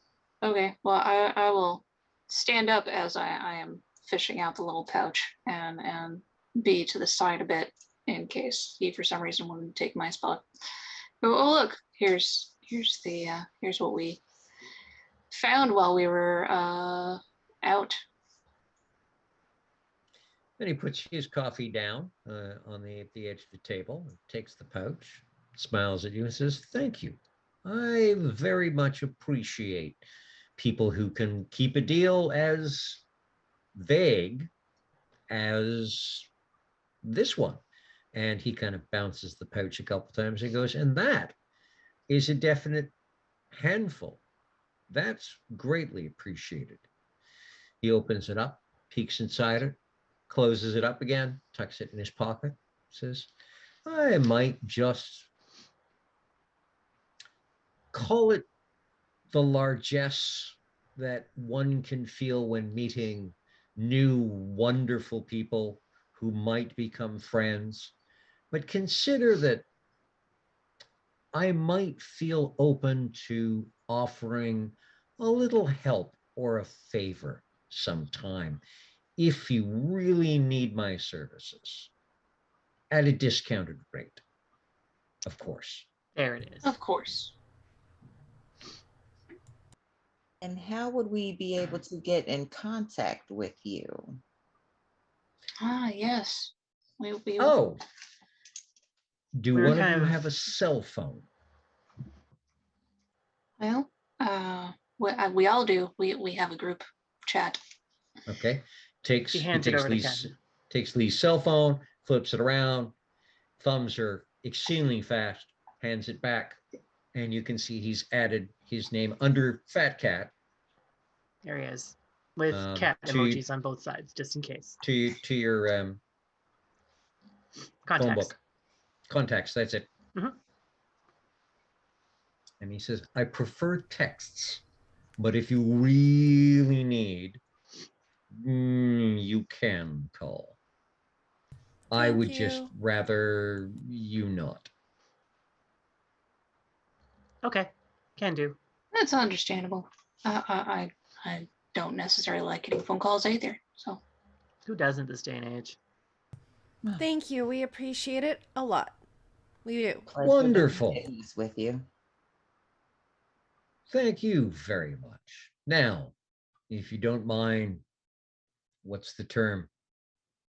Buggering off so I can see to my business.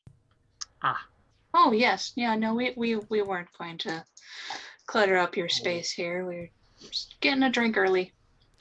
Lara gathers up her sugar packets, sticks them in her bag, and closes up her bag. Lara, why is your pocket full of napkins? Always need napkins. Yeah, but the dispenser is empty now.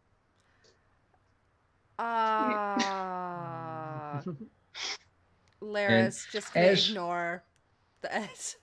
As you are starting to kind of leave the little backspace there, and he's shifting around to the back wall to sit down, he's paying attention to his phone as he's sitting down, and he says, by the way, watch for Bushwhacker and I never saw you.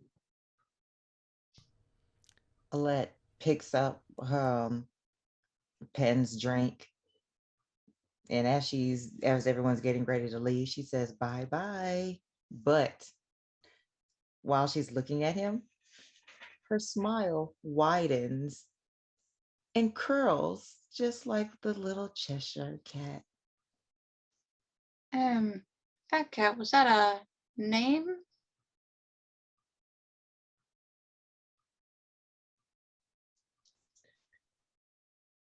And he sits down, looks up at you, arches one brow, and then just turns back to his phone and typing away. that answer's gonna cost us, I believe. So yeah. How frustrating. Okay, take my tea and go. Take a last gulp of the hot chocolate, and if there is a place to put them on the counter away from Fat Cat's spot, just to not clutter them up. Oh, right, I forgot these aren't to-go cups. Okay. I was gonna leave with the cup. They lose more mugs that way. So Okay, yeah, and finish up the tea and leave the cup on the counter. I'm thinking we're about the right spot that we can pause for a few minutes as the Motley heads down to collect their fifth member and head to court. So viewers, thank you very much for rolling along with us so far. Time to hydrate, stand up, stretch, get a little bit of blood going back in your muscles, unbend those bones so that your joints remember what they're doing when they're straightening out. Hydrate, dehydrate, rehydrate, whatever you're doing, and we'll see you in about 5 to 7 minutes.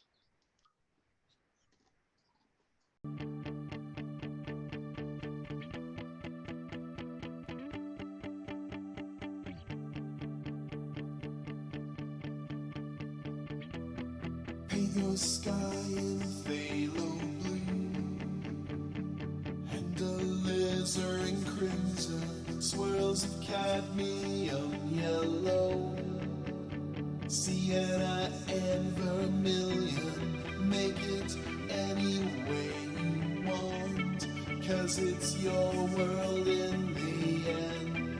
Paint yourself a little tree and give it a little friend.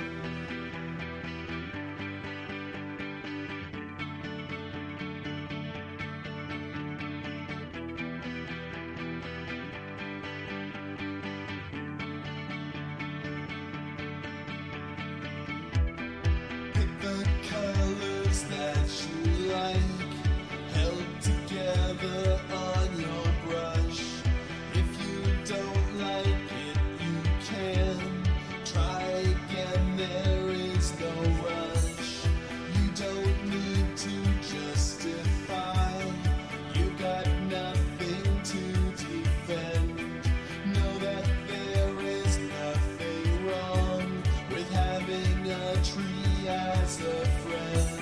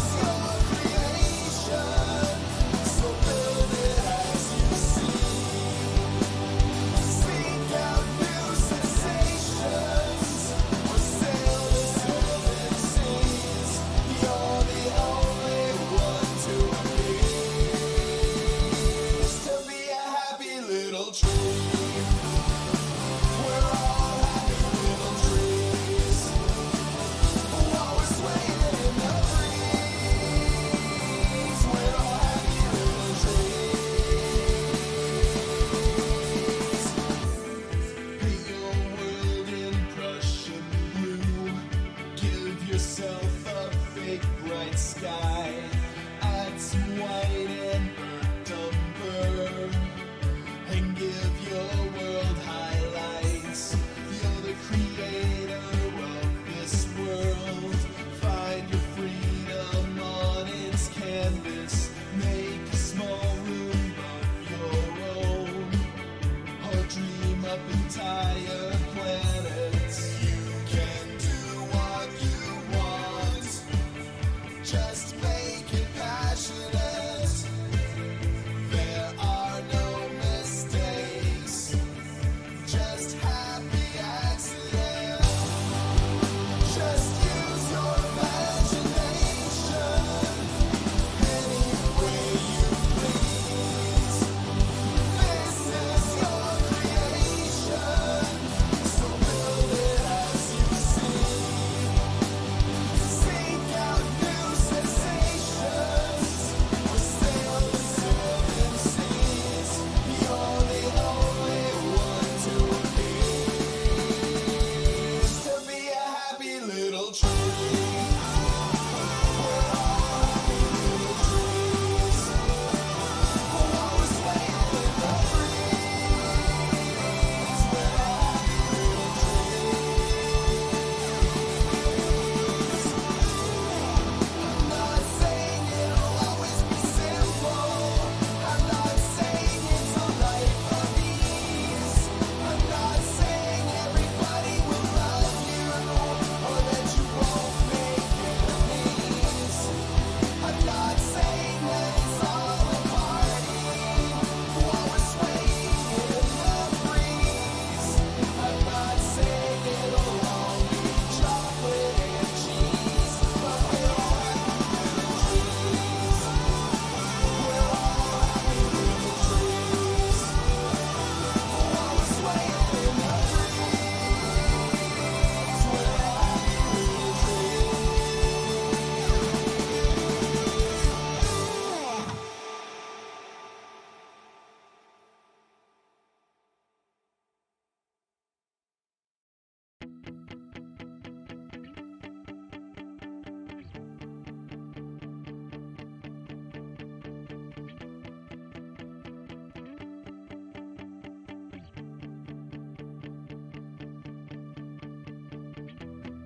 Paint your sky in phthalo blue and alizarin crimson, swirls of cadmium yellow, sienna and vermilion. Make it any way you want, 'cause it's your world in the end.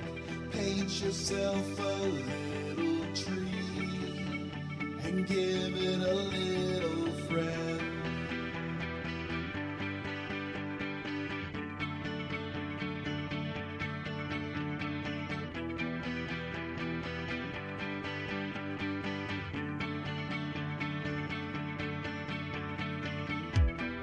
Pick the colors that you like, held together on your brush. If you don't like it, you can try again. There is no rush. You don't need to justify. You got nothing to defend. Know that there is nothing wrong with having a tree as a friend.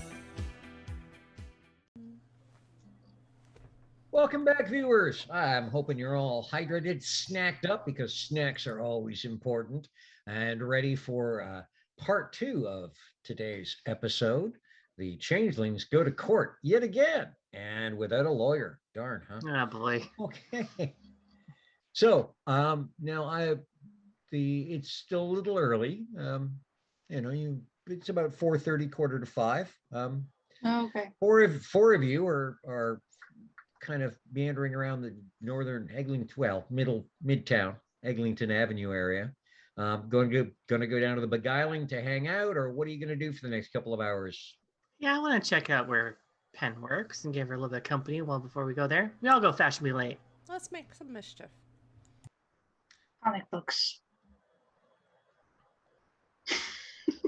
Okay, it's getting close to rush hour, so it takes you about 45 minutes to get down to where the beguiling is. The beguiling is not actually far from the Royal Ontario Museum. It is reasonable walking distance. As I remember, it's a couple of blocks over and a couple of blocks down. A few blocks over from Bathurst to Spadina, and then down Spadina a little bit. So, yeah, you'd be able to get to the beguiling by about quarter after 5, 5:30. Gives you lots of time to surprise Pan and wreak chaotic havoc on the store. Stop, Pan. Hey guys, And Hey, Pen. Motley. Brought you something. oh yeah, Yes. Thank she you. got you some kind of coffee. It's a London fog. It's I asked for it. Oh, Oh, by the said- way, Just Alette points ordered to that drink. She didn't even drink it. She didn't even take a sip of it. Let's- Of course she didn't. Of course she didn't.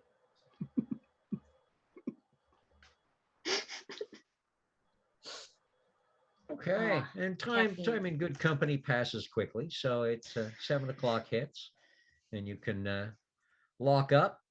It something that you've done many times before, so it does not take long at all to cash out the registers, drop money in the safe, prepare the paperwork for the end of week deposit that'll be done on the weekend, all the fun stuff. The place never So- gets robbed because we just throw the money in the freehold. That actually makes a lot of sense, and it's a good place for it. Okay, so it's about you're probably about 7:20, 7:30 by the time you're done. And what are you doing, crew? I'm gonna run. I'm like, okay, 1 second, and I'm gonna run through like a back door, up some stairs, and then come down hefting a bicycle. did you want any help with that? No, I'm good. Oh, Ugh. Is it gonna turn Okay. into a horse? Oh, okay, never mind. well, it quartered. Yeah. He's not gonna bring it into court, is he? He might meet us outside of court. We don't know. Oh, right. It Wasn't said it? meet up. I think the email said outside of court or. But he's not at gonna court. bring it into court, is he? He's gonna. Of course. I mean, Well- you're gonna want to take it into a place where the dreaming is to make sure that it's the right merchandise. Okay, Unless you can tell. maybe. I don't know. Also, a horse at court. I'm pretty sure it's not the weirdest thing they've seen there. There was some pretty weird Maybe. stuff last time. That's fair. I think Pretty I think neat, actually. pretty neat and weird. I think we're good. I think it's fine. I think we're kind Oh, of hyper focusing on the one feeling. thing that's going to be weird, and yet Or gestures did at some- everything else. Court itself is weird. Just gestures at everything. How are you feeling? Are you Oh. okay? Who are you Maybe. asking? I'm Which talking to the bicycle. Oh, oh, Seeing if I get a response. No, unfortunately, you do not speak bike. does it I'm have a gonna ring the bell. Ding, ding. It does have a bill, yes. I'll ding the bell twice while Alette is talking to it. I take it he's okay. Ding. Okay, so Shall we? strolling down to the ROM. Yeah. yep. We're gonna wander towards the. Grab the keys. I'll Ah. lock up. I'll shutter the store. As we all. Planetarium entrance. That's what we want. Okay. So that's the been Royal- closed a while. It's quite The strange. Royal Ontario Museum is actually not too far down the corner, actually, because you're in the annex and you're gonna stroll along Bloor Street for a couple of large city blocks. And it's pretty much right on the corner of Spadina and Bloor.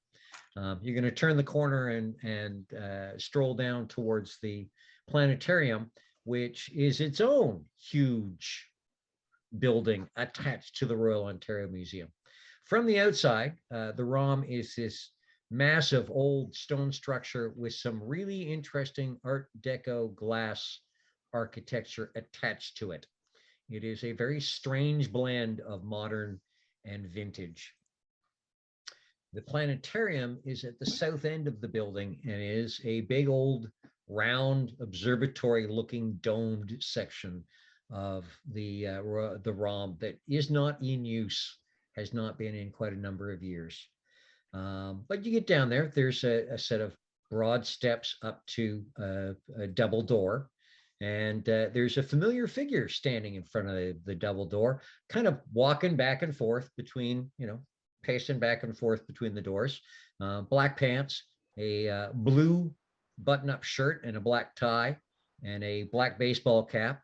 And this time it says Elseworlds Security on the shoulder. And he's flipping a ring of keys, and he flips it a few times and it kind of spins in the air and it falls. And he goes to pick it up and kicks it accidentally and takes another couple of steps after it, picks it up and kind of looks around to see if anyone's looking, and then hooks them back on his belt. And then with a hop kind of goes back to walking back and forth across in the front.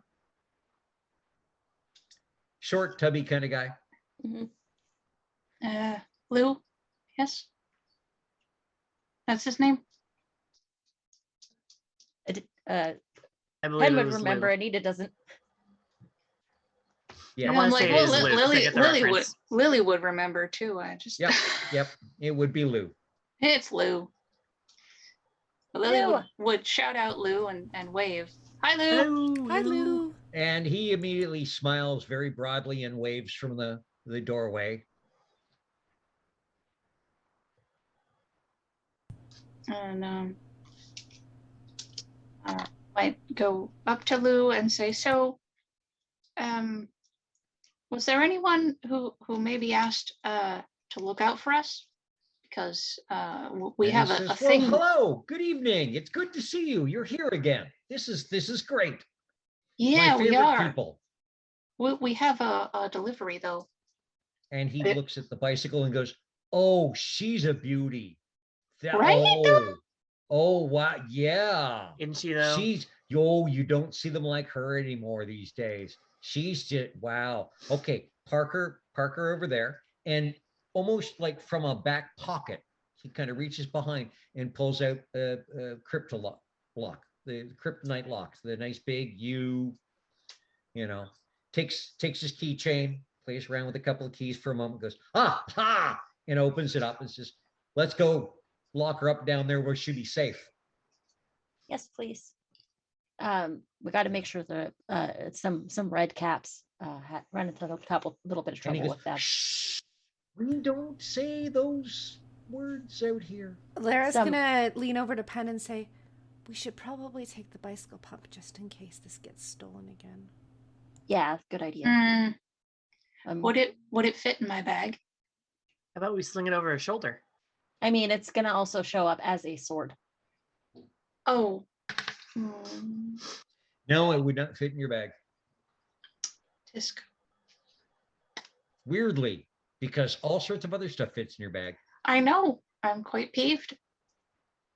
I'm gonna. So Lou goes over to the bike rack with you. There are several bikes there already. There are 3 or 4. In various. There's an old vintage style bike that's kind of beaten up, but it still looks roadworthy. There's a pair of shiny new bikes that are definitely city bikes, 10-speed, fast courier style bikes. There's an off-road with the fat, kind of knobbly tires, Say, all Lou. locked up with kind of the same looking kryptonite locks. They're black and they're kind of got, it almost looks like it's actual, you're sure it's brass or, just coloring, but the parts that are usually chrome really kind of look like gold. Hey, Lou. We happened to find this one along with another one in the place where we found them. Oh. The other one is a white, has 2 messenger saddles. Do you happen to know anybody that rides a bike like that? Well, no one said anything, and I can't tell you. I don't think I know anyone that rides one like that. But I'm sure if you ask around, somebody's gonna let you know that who's missing a ride. Hey, I was just wondering if you happen to have locked up a bike that matches that description. No. Well, we should also, because someone could say it's theirs and really it's not. Well, I mean, like I said, we just leave off a specific, you could just leave off a specific detail, kind of like when you're doing a personal ad. I see. Okay. And he leads you back up to the double doors, kind of stops, looks up and down the street. You know, it's even being a Friday night, it's not what you would call crowded. And it's there's getting to be a bit of a chill in the air in the evenings. It's getting a little cooler. People are wearing jackets now. Though there's still a fairly decent pub going audience in that area. So he kind of, just makes sure that people aren't really paying attention. And he opens the door a little bit and kind of leans towards it and goes, Bud, guess who's here? Oh yeah, I forgot. Sorry. Close the door and says, and what's the password? Where was I given a password for this evening? There's nothing in the email. Well, why don't you tell us the password? Deviled eggs. Oh, I was just hoping for a please. Okay. Please and Password? thanks. Please. He opens the door, and just inside is Bud, standing there, kind of leaning up at the door jamb, who just tilts the hat and goes, evening. Come on in. Oh, Quick. sure. Thank you, Lou. Thank you, Bud. Thank you. And Lou closes the door behind you. It's the foyer is large. It almost is like the foyer of a theater, only an old style theater with kind of marble floors, fairly nice carpeting laid down over top of the marble, as runners, not as full carpeting.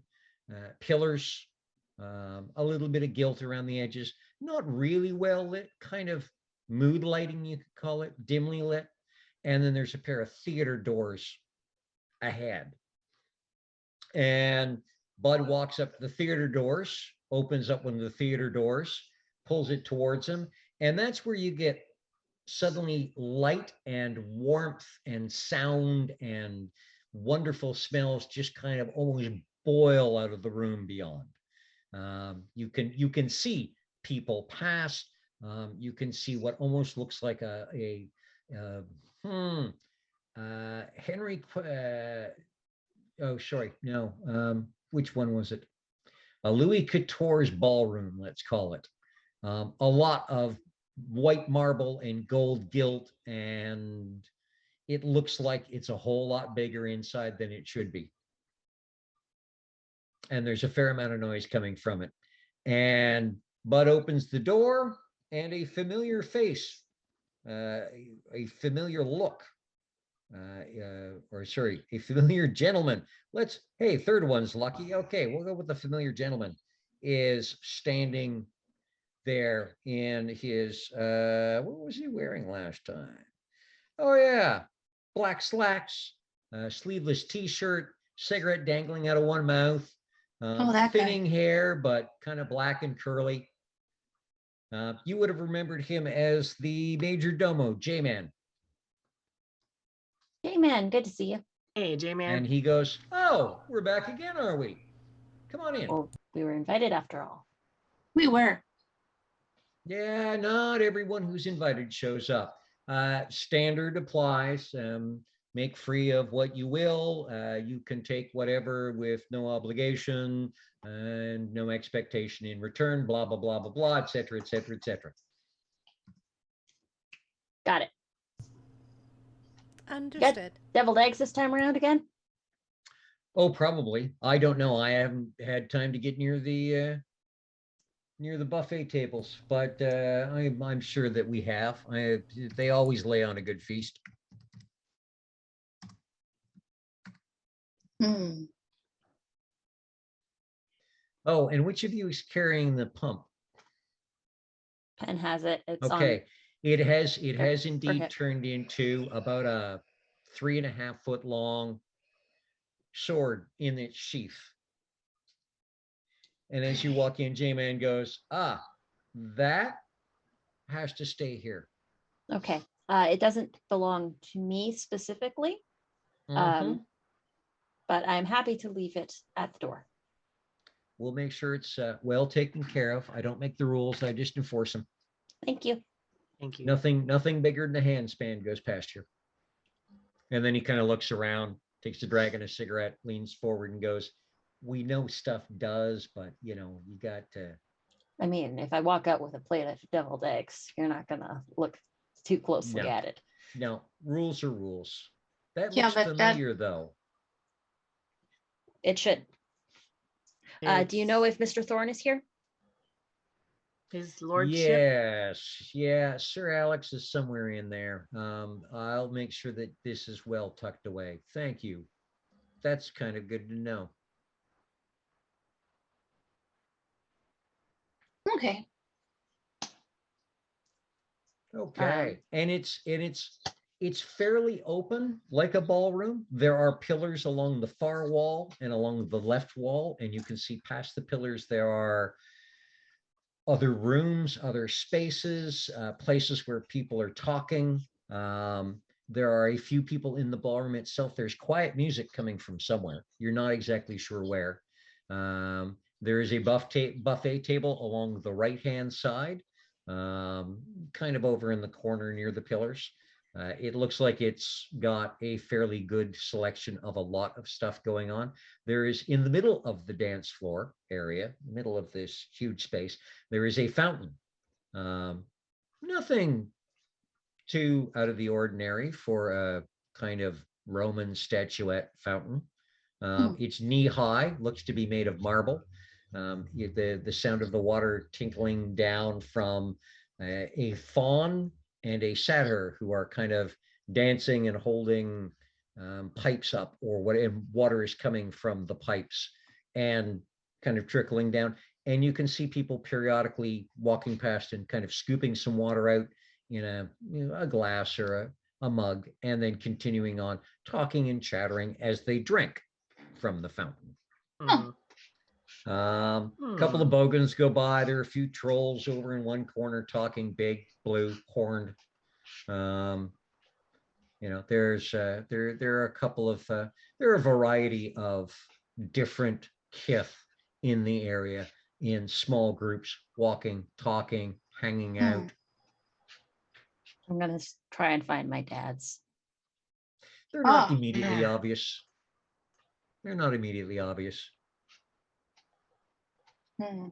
They're around here somewhere. First, we should probably find our benefactor. Sir Thorne, yeah. Thorne. I'm gonna try looking for Sir Thorne in the vicinity or around. Okay. As you folk are kind of wandering in and meandering a little bit, give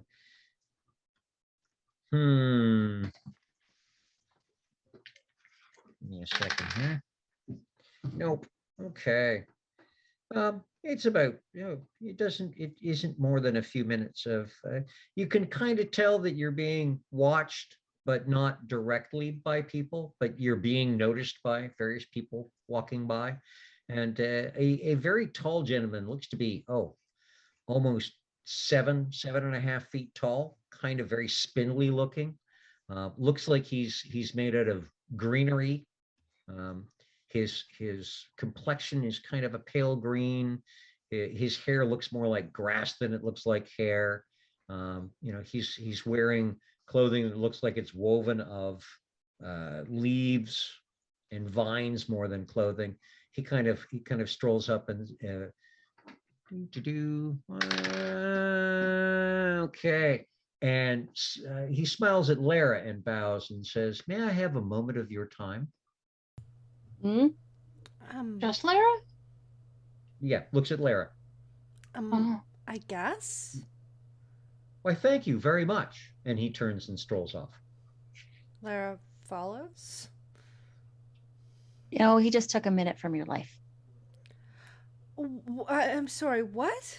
You have to be very careful how you answer questions in this place. Like, may I have your name means they literally want your name to take. May I have a moment of your time means that a moment of your time now or later has been taken from you. Mm. Things are That- very literal and sometimes very vague at the same time. It's only a minute. Can It's I a get moment. it back though? Hopefully it's not an important moment. That's the only thing. Oh, I wonder if I lost my memories that way. How do I get it back? Well, it was freely given, so a deal might need to Yeah. be struck to do that. But does it Or it count could mean that nothing. It unfortunately. Lara puts a lawyer's cap on, but if I wasn't aware of what I was giving, if it's Yeah, a but turn of it's phrase, it's a turn of phrase, and I wasn't aware of what I was giving, then naivety would I even be capable of giving my but this consent? is how all the bargains work. That's not cool. It No, really isn't. it's not Maybe. cool or particularly fair, but I'm And just from not a gonna few say. He- I'm from a just few gonna. feet away, you hear, well, well, well. Look at the okay, back again. Hopefully with things in hand, huh? And you see the Chamberlain who you remember, Carl the Younger, the Bogan. ah, Short, Carl. squat, kind of looks like Danny DeVito on a bad day with kind of straw-like hair, kind of, yeah, he looks like Danny DeVito and what was that from The Labyrinth? David Bowie? No, not Bowie. correct. Oh, Hoggle. I remember the Hoggle, Hoggle. yes, Took me a Hoggle. minute. Yeah. Yes, Hedgehog. yeah. It's Yeah. Hoggle. Hogwarts. I was Yes. blanking on that as well. So yeah, he comes strolling towards you with a big lopsided grin on his face and goes, yeah, okay. So are you here to complete the deal, finish the contract, or are we giving it up? Oh, it's complete. No, We're but good. we have Got the it. things. We We just have need all to the things. find Sir Thorn. Yeah. Oh, he's over this way. Come on. And he strolls off towards one of the archways. We'll walk with the We'll follow Chamberlain. him. Follow.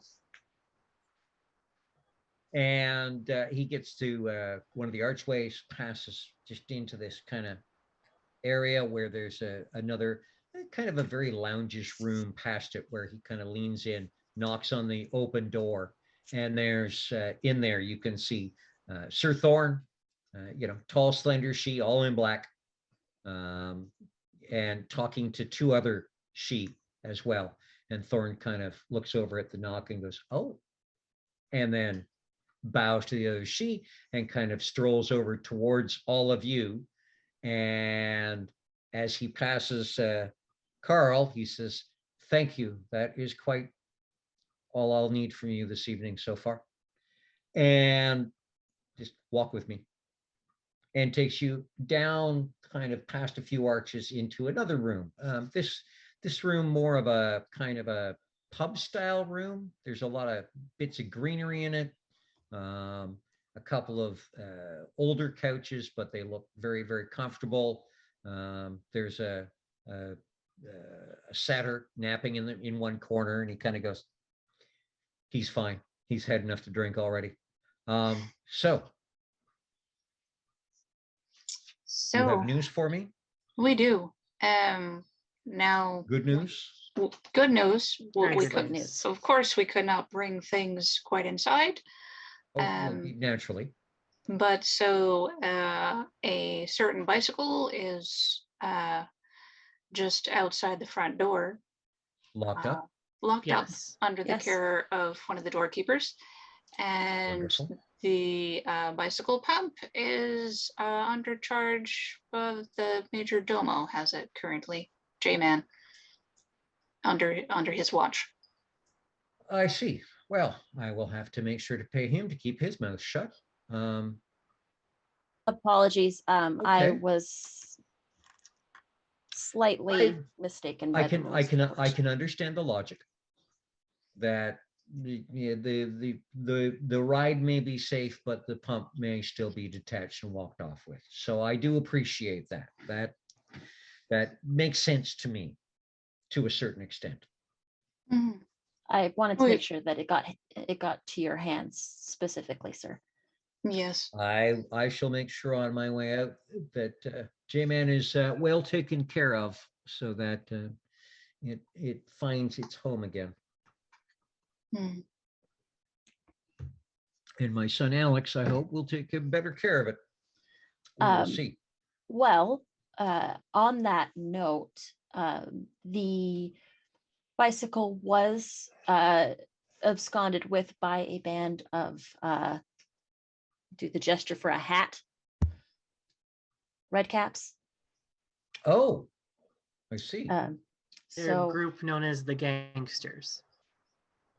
Such a Did not know that the creative gangsters name. had any red caps.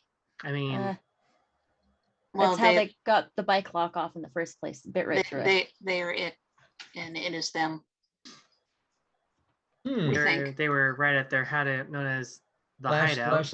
Last I heard, the gangsters were an issue and a knocker. Really Oh, interesting. They aren't now. It's now 1, 2, 3, but 4. because we saw Redcaps? those, Unless but they weren't who unless had the group that we were dealing with is different from the gangster, because we saw the issue in the knocker when we were in the we did, but they helped Trod. us leave. but they helped us leave. Interesting. That might be Mhm. them. That was, yeah, there's an issue and knocker and a she, if I remember right. She's somewhat related, but distantly so. Interesting. We Did didn't not Well, see another, but we did have quite a bit of a kerfuffle with the red caps. So if you were dealing with the gangsters, then you were dealing with the endless trod. Yeah, that's where we Yes. found That's the where they ended up. Interesting place to keep them. Makes a lot of sense, actually. I would not have thought initially, but that makes a lot of sense. There's a lot of space there, and it's very easy to lose a piece of hay in a haystack. we were fortunate enough to get there and make it back. Hmm. Excellent. I'm glad that you were able to not only succeed, but adventure somewhat. But all this good news for you equals good news for us, as per the articles of our arrangement. Yes, It was and remind me what I owe you now. It was information and a favor to be paid later. Yes. Information specifically about memories, mine specifically. Ah, Those were part of the yes, terms, as I okay. recall. So Yes. he reaches into a pocket and he pulls out a black feather about yay long. And on the stem of the feather, looks like it's put through a buttonhole. And he snaps it in half. Takes a bit of twisting, but he snaps it. And he hands you the lower half of the feather with the button.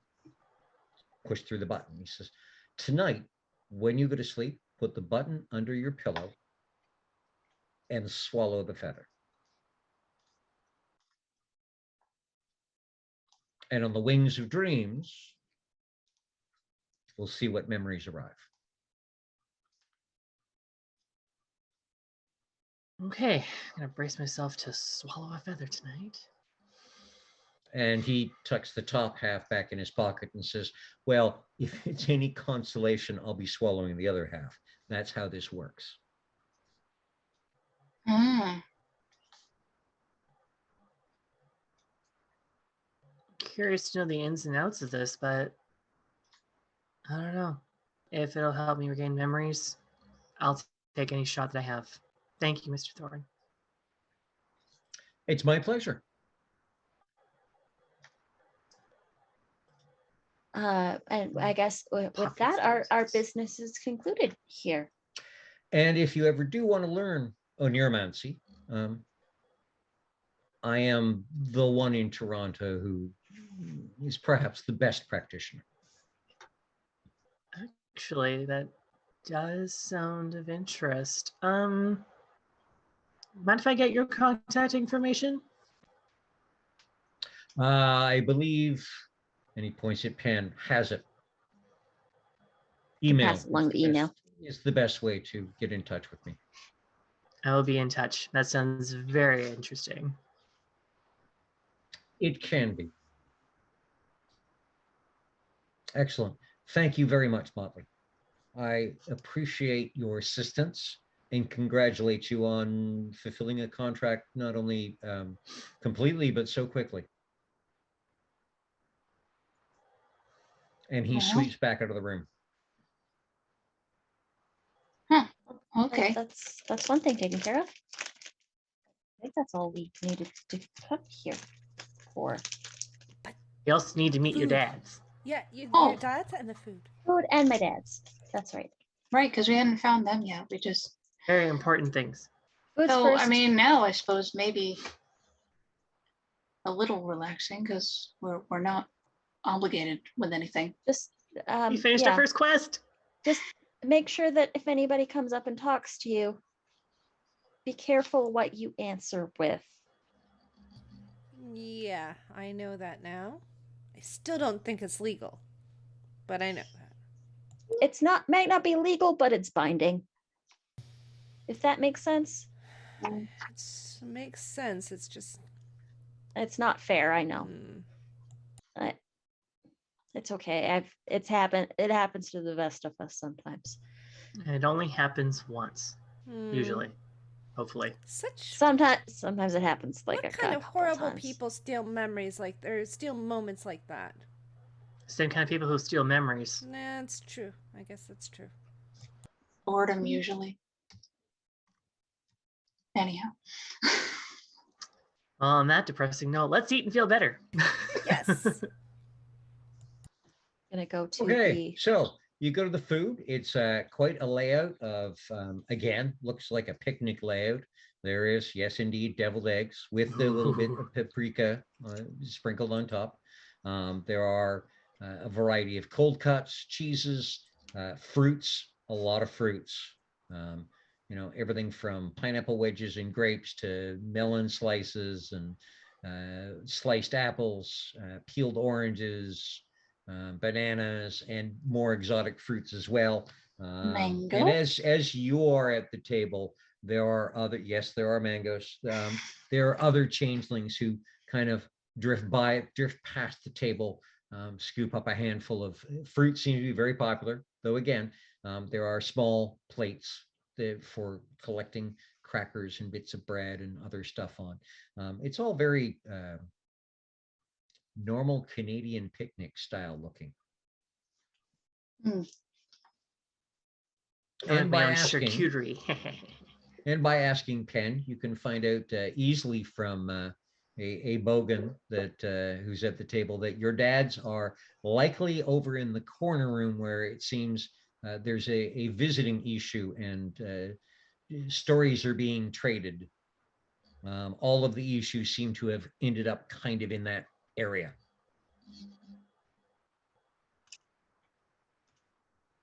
I'll head over to my dad's and see if I can listen in on some of the stories.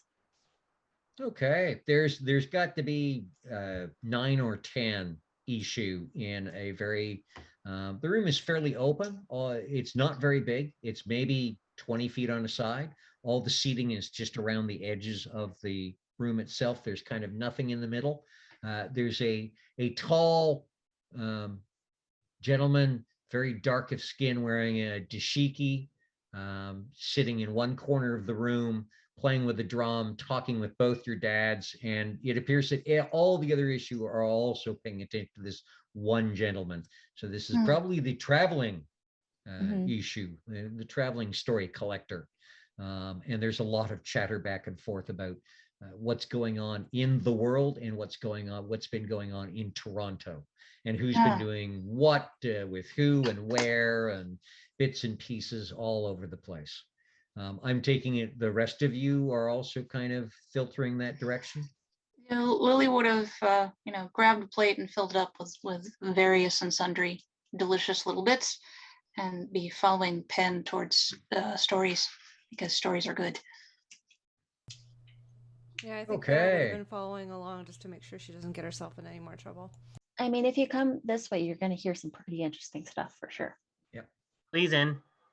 Alette's following Lara, eating grapes out of her pocket. Out of Lara's pocket. Mhm. Nice. So for the Motley and for our viewers, describe your dad's pen. So Penn's dad, one of them is tall, kind of thin Middle Eastern with like a very nicely kept beard.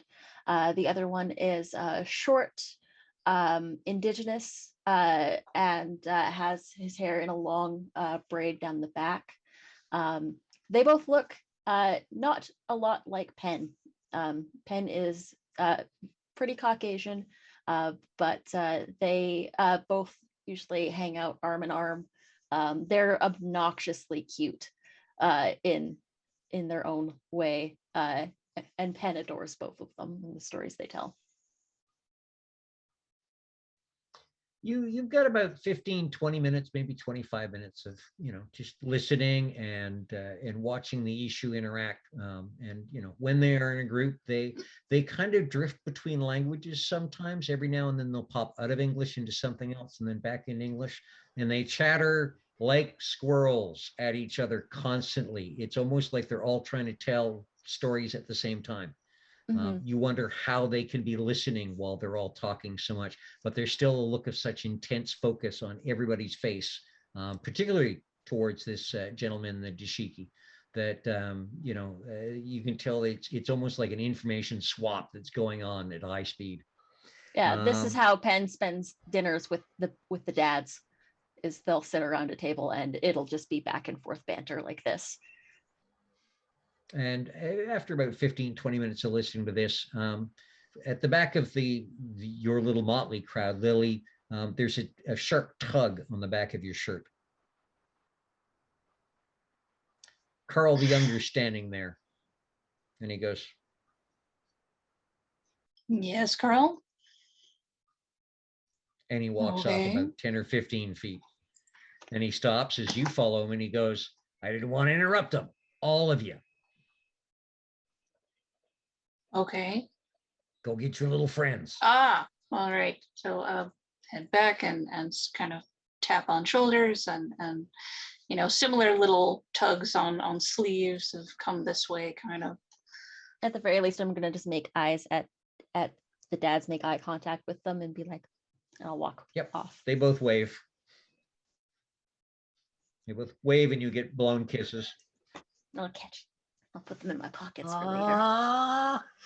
And as soon as you guys start heading towards Carl the Younger, he just turns and heads directly across, kind of around the fountain to the far other corner. Okay. Just with intent, he goes. It was just getting good. Right? It was just getting to a really good part in the story. Like, how are we going to know what happens to the prince? Yeah. I didn't know Cinderella had a twin sister, identical in every way. I'm going to have to ask them how it ends when I get home. Well, except the one. There's too much blood, Okay. though. So I know, right? All the best fairy tales have blood. True. This is true. And in the other corner, he stops just in an archway where there's a closed door and he goes, Her Highness wants to see you. Now behave, right? Well, for sure. Always. And he opens the door and he leans in and he goes, yeah, the Bluebirds.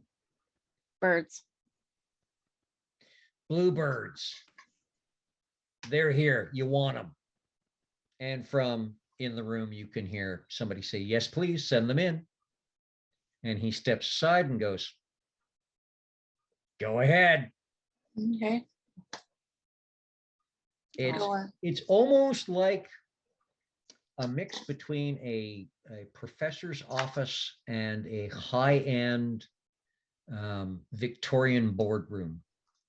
It's all dark woods, beautiful, beautiful architectural work on the inside. a huge, massive table in the middle with about, must be 18, 20 very, very high-backed, well-padded, beautifully carved chairs around it. Fireplace at one end with a light fire going. And a large piece of furniture, which I cannot quite remember for the life of me. We'll call it a desk at the other end, upon which there is a kind of a higher class of foods, smaller bits of cheese, meat, various drinks. Sideboard. Sideboard. Thank you. Sitting down at the head of the table is the Baroness, all 7 foot of her, with that light blue skin. She is not in armor tonight. She is in a very plain looking dress in a deep kind of almost emerald green that kind of sets off the blue tint to her skin really nicely. Beside her to the left, of course, sits Lady Sigrun, the Winter's Hand, who you remember, the she, who is tonight arrayed in a very gorgeously cut black dress with ermine accents. And she goes, "Come, sit, Oh, do like join the us." standard. And it looks at Carl and says, "Have the uncle join us." And Carl goes, "Yeah, okay." And he strolls out. And she says, "Sit,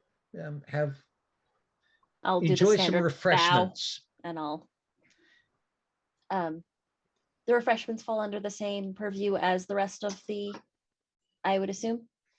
Of course they do. Thank you. Just making sure.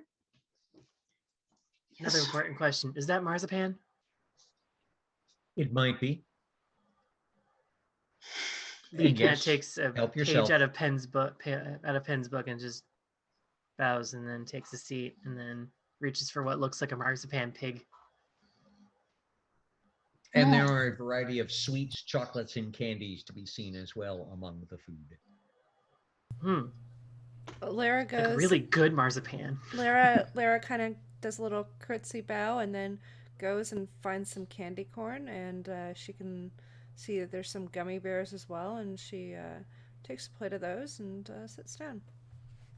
By the way, we forgot to ask when you entered, because you stepped into the near dreaming, a freehold style. What does Lara look like tonight? Like Lily. Oh, So Okay. Lily with this big bushy shock of red hair. At least this way, the other members of the Motley can go, "So that's what I would look like as a redhead." I think I prefer the Penn's blue color. considering dyeing it for real.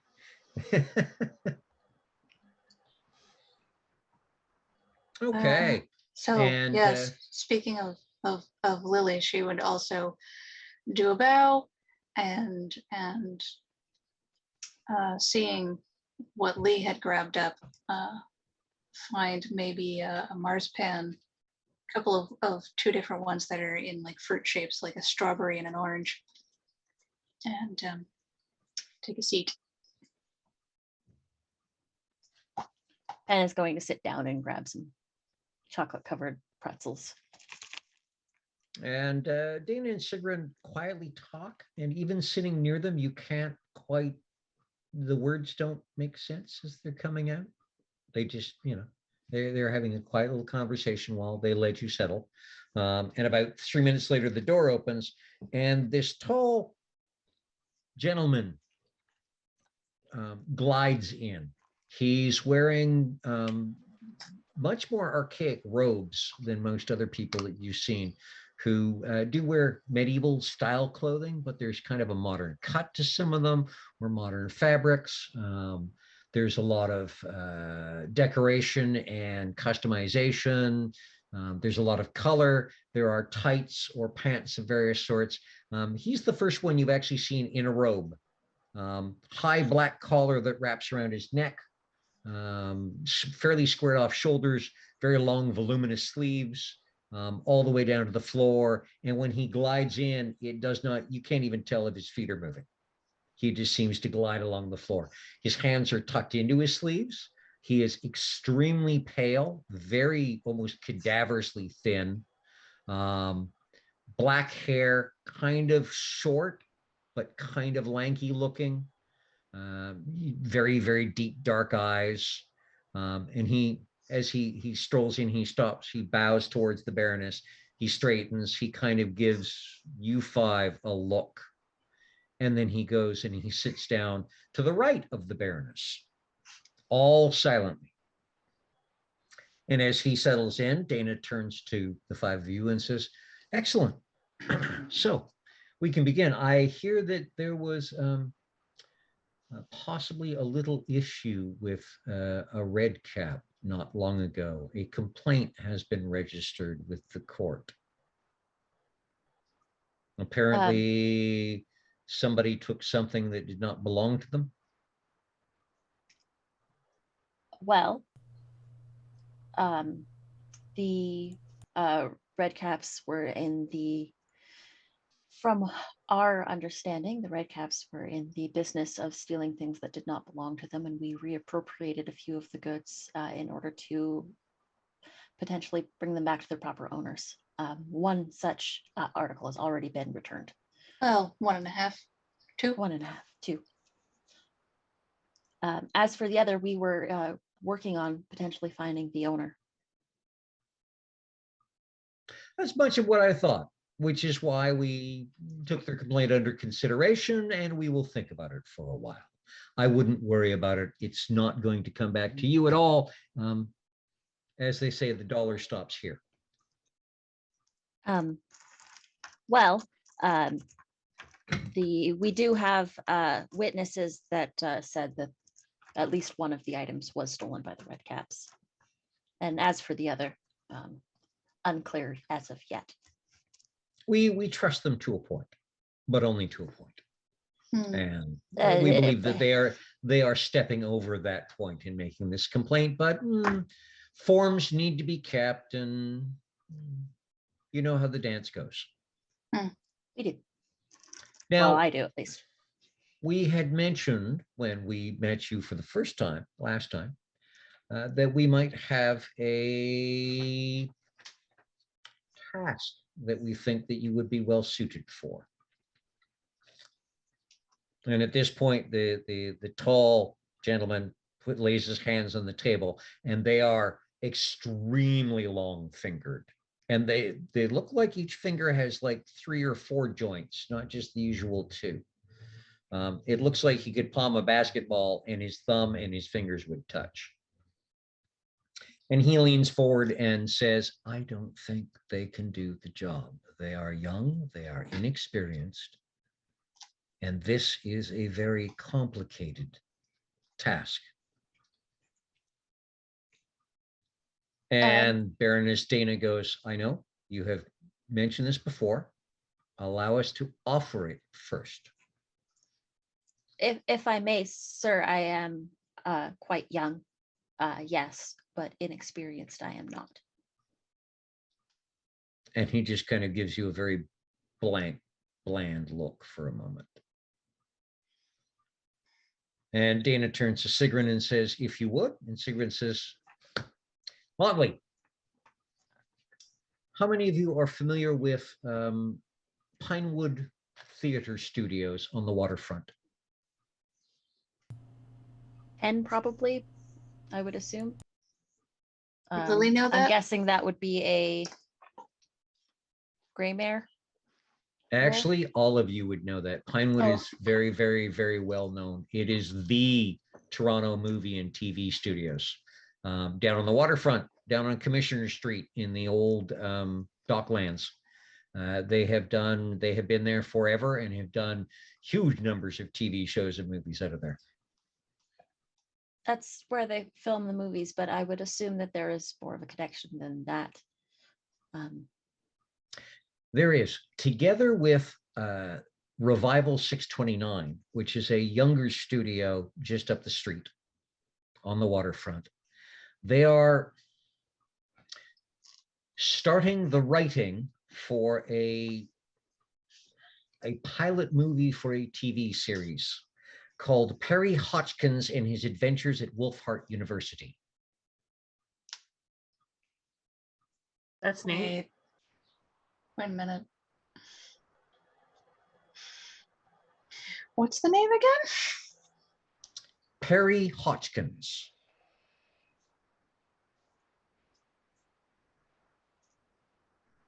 And And His Adventures at Wolfhart University, where apparently young Perry will receive a messenger raven with an envelope for him to attend a university to learn magic and the trials and tribulations of a young wizard-to-be and his friends.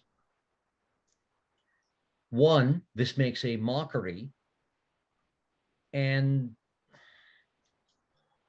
is a little too close in certain places to certain things. Somebody may have been talking.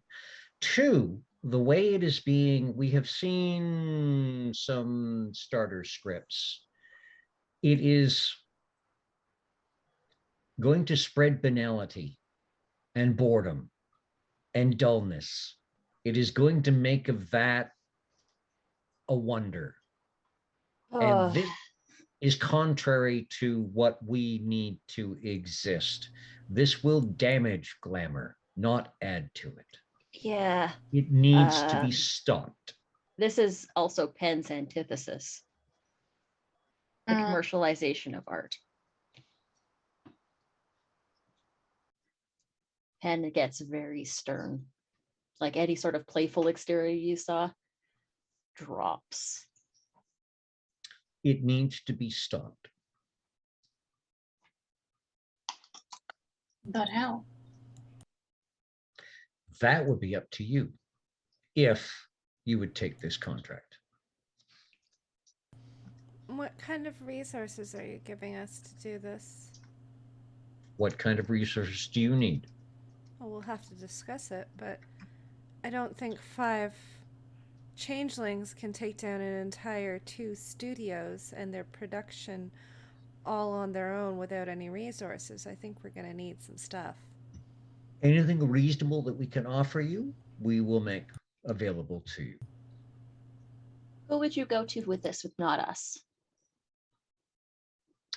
There may be involvement of either some shadow court changelings, at which point the uncle slaps a hand down at the table and says, "That is rumor and conjecture. Those don't exist. And I will not have that dragged out in public for people to bandy about and chatter on."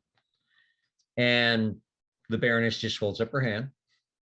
I know that And he anything kinda that is said settles- here is said in settles- confidence. Settles back and into his will not chair pass again, further. frowning. And Sigrun looks and goes, there may be autumn people involved. That is why most of our people would not be suited to dealing with this. They would be known. You are all fresh new faces for the most part. Meaning we're You would disposable. be, well, we wouldn't say disposable. We would not want to throw anyone away if we could avoid it. Well, we wouldn't be looked for because we're not known yet. Exactly. You would be able to walk in the front doors, so to speak. Wouldn't Has they see this- through ha- us, though? Has the script been completed? No, Okay. they're about Well. a month into the writer's room. Well, it's not too late for someone to join the writing staff. A storyteller, perhaps, to maybe influence the script. Lee kind of smiles at Penn, like pointedly. So Because this actually could be turned to our advantage. This story is very derivative and with the right revisions could actually benefit the Now, courts. they have hired most of the primary actors, and they are already in the city. They are in the act of fleshing out the departments from wardrobe to carpentry to electrical to the various staffing. And they are just now beginning to hire the extras. I'm not much of an actor, but I could.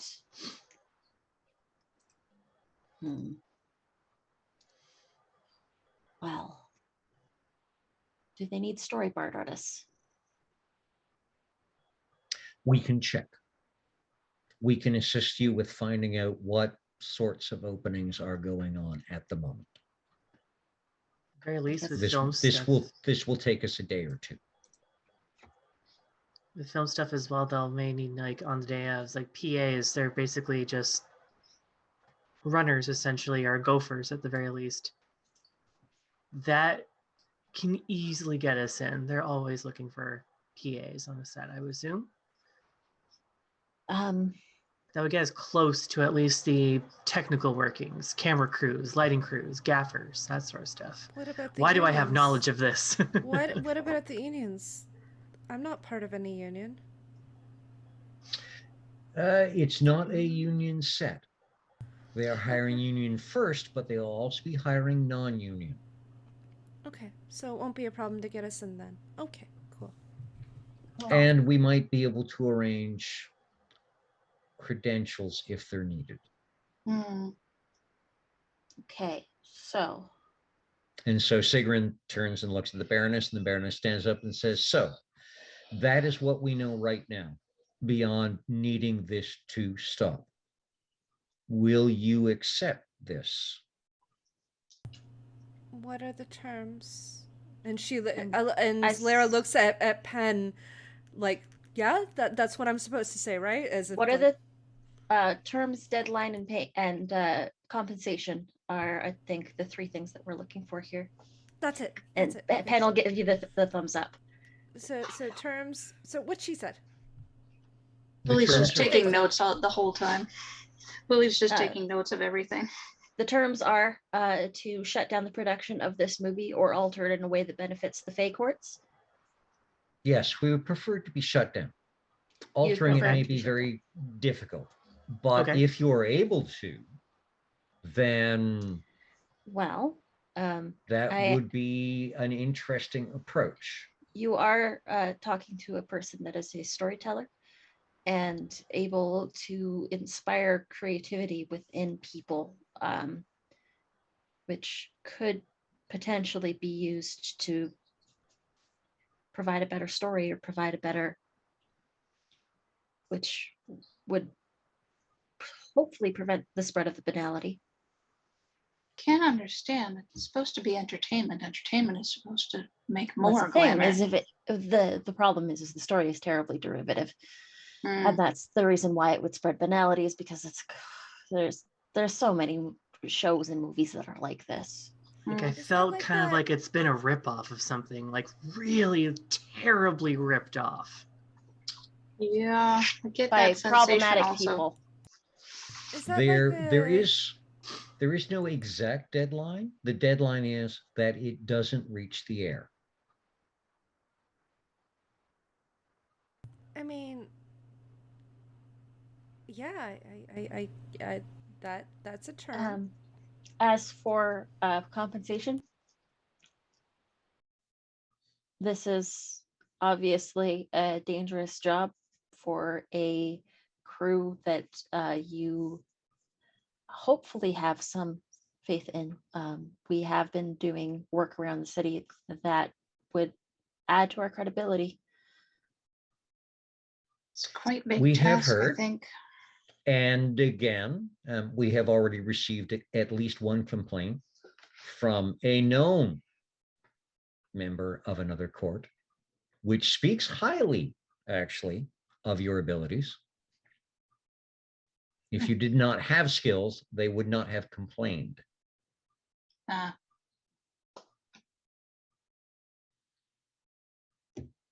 So the whole Compensation. bad press is good press then. Compensation.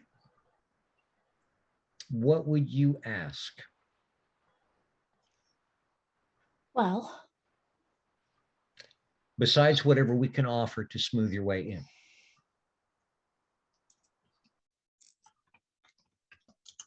I mean,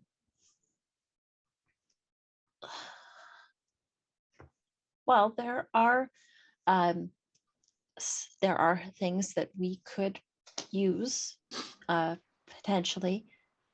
As you are aware, our companion Lara is a Pisky and is not quite in full control of her shape-changing abilities yet. So some training in that could be beneficial, if not for this task, then for her development as a person. Lee has unfortunately lost a few of her memories. If not most. If not most, if not all of her memories. And that would also be assistance if something in her past life could be some use to us now. I personally, perhaps some dross to help refill the fires of our freehold. That would be beneficial as well. Or favors. All these things are good. And Dana and Sigrun kind of lean in and quietly whisper to each other, and then straighten up. And Sigrun looks directly at Lara and says, if you succeed, I will esquire you. That's, and she turns to Pen. That means like a mentor or something. That's That's really good. good. Yes. That's really good. Really good. Okay. Yes. Yes, I agree.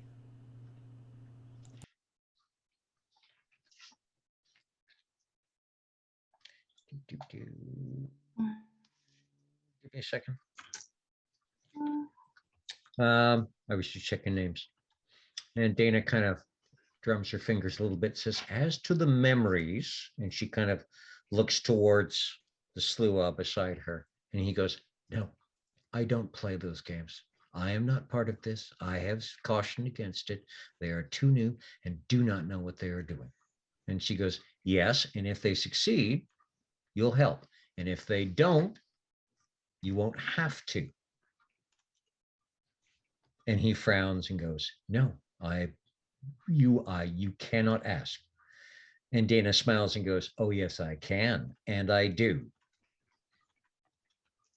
And he kind of sighs a little bit and says, fine. If they are successful, and only if they are successful, to our satisfaction, I will see what I can do. I cannot promise anything. Memories are fickle things. Lee's just going to kind of just take in what he says, but with a bit of focus.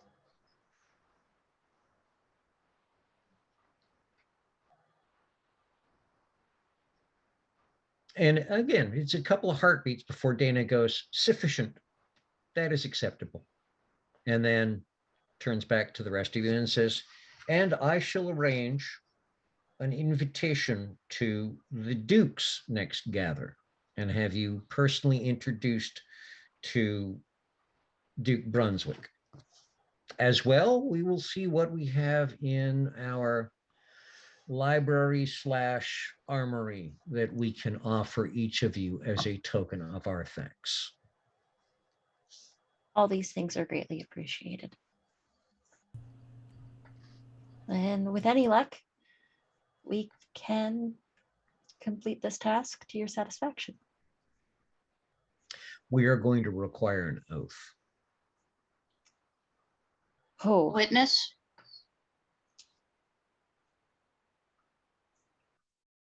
Oh, it does not need to be witnessed. It is not a contract. We are going to require an oath. an oath. Oaths are much more serious business.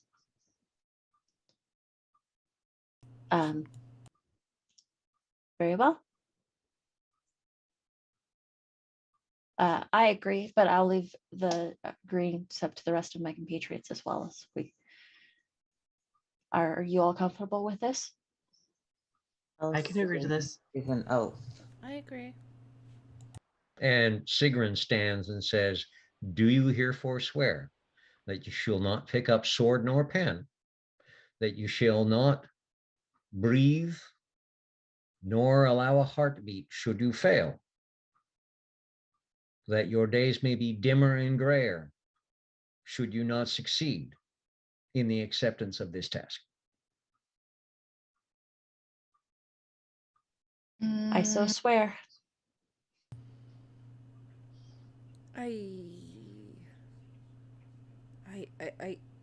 She turns to Lee and Lily and Alette.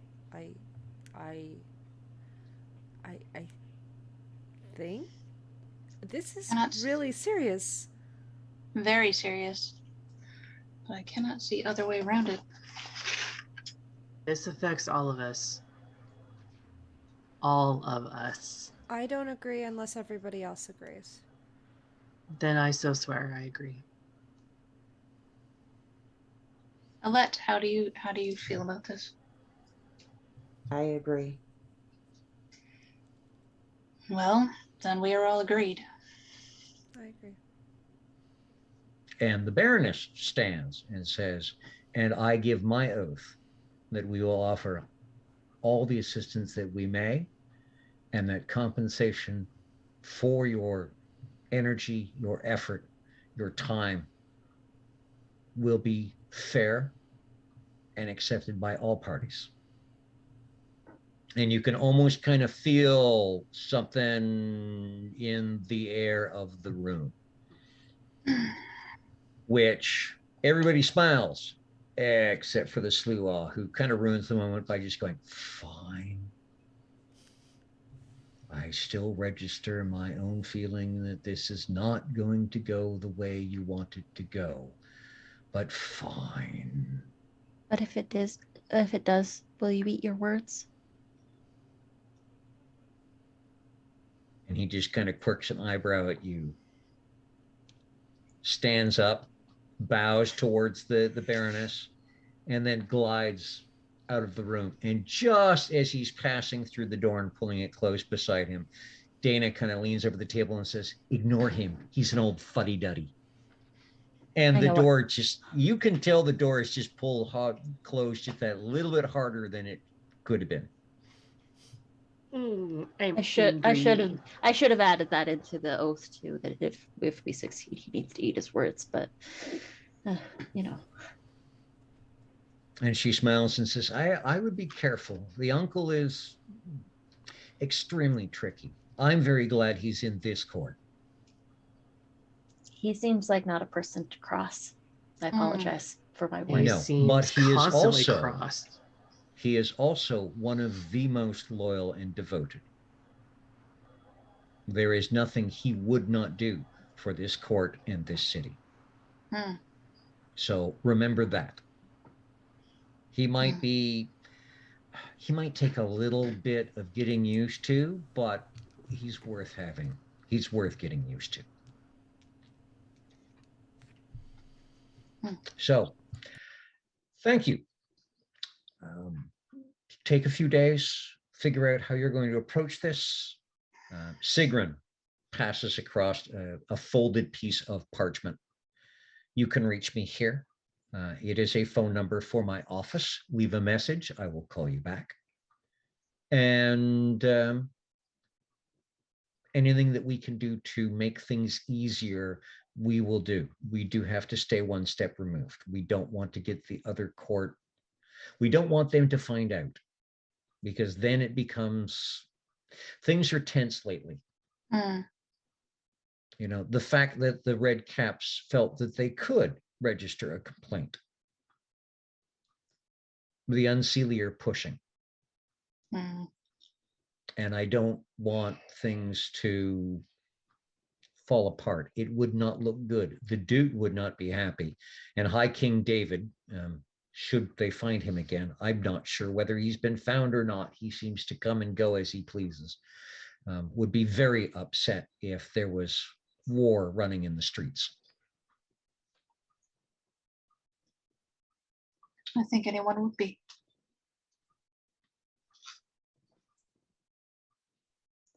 We thank you for thinking of us for this. Thank you. You are the most obvious choice. And from what we've heard, I think the ones that we can trust the most. You're also very, very new to the court. So you have yet to be influenced, shall we say? You have yet to make connections that might sway your thoughts one way or the other. Makes sense. Quite prudent. And yeah, Sigrun says, yes, they're innocents. And we're not taking advantage of that. We just appreciate it. Well, we appreciate the job, and we appreciate the lovely spread. But my fathers are both outside, and I was hoping that I could listen to them tell a story for a little bit more, if that's all the same to you. And they both stand and say, thank you. Yes, do go and enjoy the night. Take some of the sweets with you if you would like. There are far too many in here. There need to be more out there. Oh, is that baklava? It would be, yes. Yes, I'm gonna take some baklava for my dad's. Buckets a few more of the different animal and fruit marzipan. He's like, I don't get this enough. Lara sees the baklava, grabs the baklava. It's like, ooh, it's sticky. Okay. And then she like throws the baklava in her mouth, and she grabs a handful of the candy corn, and she grabs... You go with the handful already in your pocket? Yes. And she grabs the there are jelly bellies in a bowl, I'm assuming, and she grabs those as well into the other pocket. So she's kind of like making a bit of a jingling noise when she's walking now. Uh-huh. Oh, is it plates or napkins in here? It's napkins. Oh, well, I'm going to fill up one that's just things that I would like to eat, and I'm going to make another one that looks like things other people might like to eat. Okay, and as you're sliding out, as you're exiting, Lara, just before you hit the door, you can hear behind you, and it's obviously pitched to be heard, you can hear the Baroness say, that one as a squire is going to be a handful. And Sigrun responding with, I have not been challenged in a long time. And Lara hears this? Yes. Lara, still facing towards the door, not facing towards the Baroness or anything like that, just does a little curtsy and keeps walking. Excellent. And I think with the Motley enjoying the night and everything going on, this would be a good place to kind of wrap it up.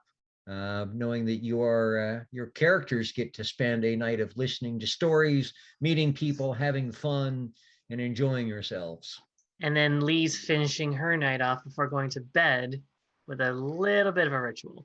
Yes, we will get to that at the start of the next game. Remind me about that, because yes, I did have something. Actually, how are we for time?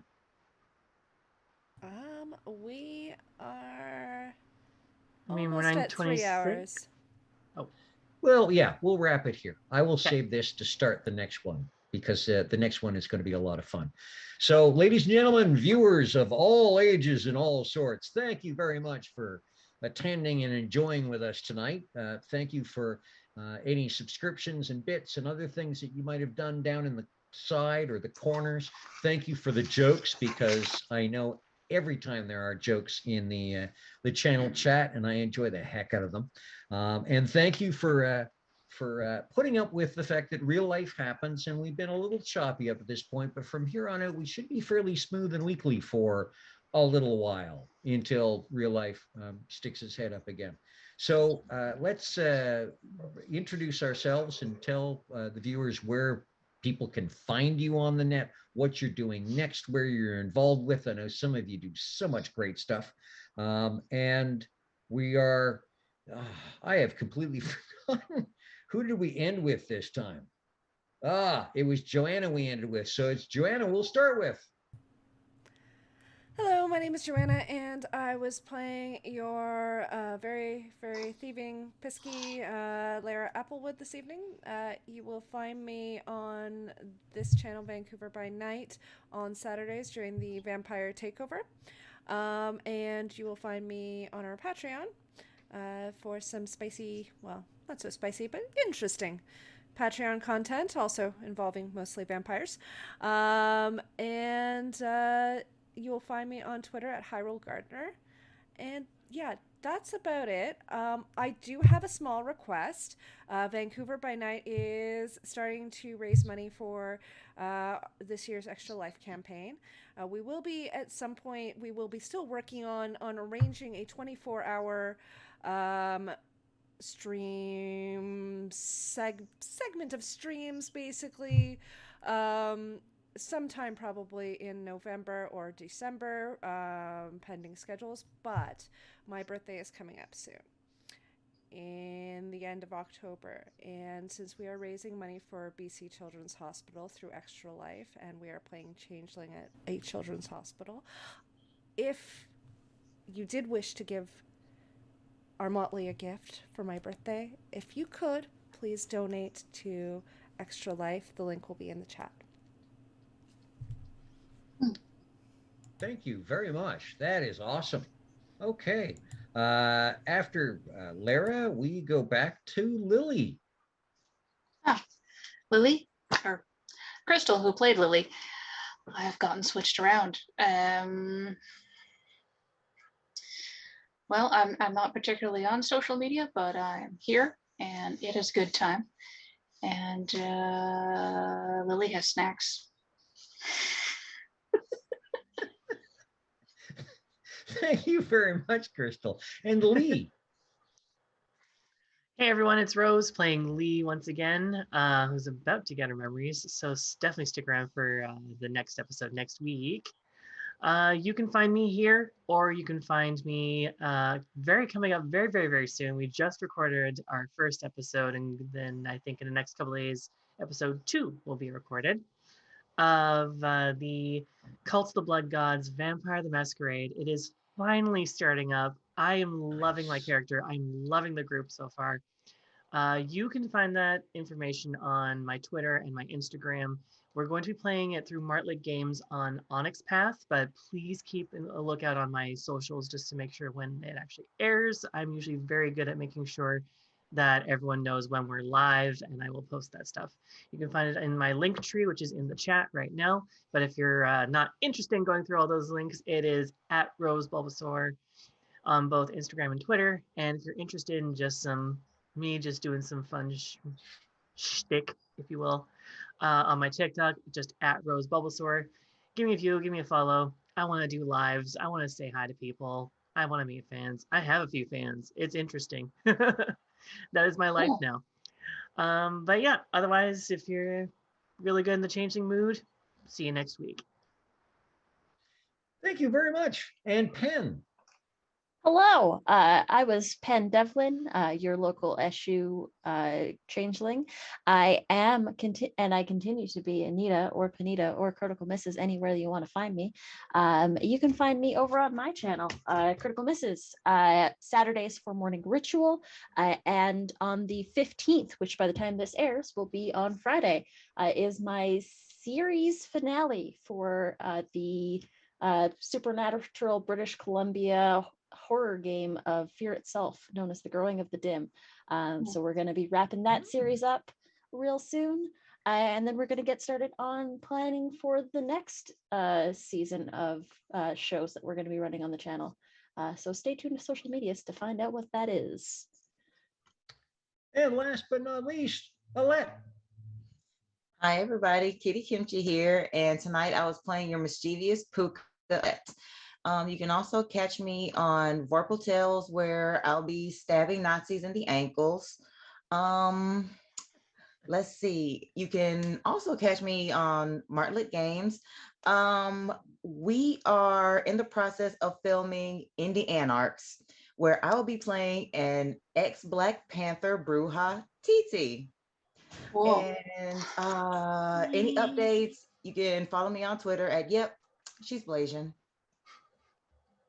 I love that Thank you username. very much, Alette. I have been Cliff, your storyteller. I can be found around the internet in various places, mostly Instagram and on the YouTubes as the Vintage Self. I am also in the Vancouver by Night Delves into Darkness. We're halfway through season 2, and things you thought things were strange in season 1. Part of the Saturday takeover with a whole mess of fantastic people in a variety of games.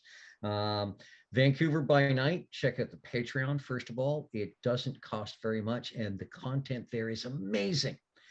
Also, check out the YouTube, subscribe, hit the bell so you receive the notifications. There's a ton of great stuff there. There's the Dells crew, there's the adjacent crew, there's this game showing up there. It's just chock a block with a fantastic content. And thank you, everyone, for viewing and being with us every week and enjoying this and coming along for the ride. Things are about to start getting really interesting for the Motley now that they've started shaking out.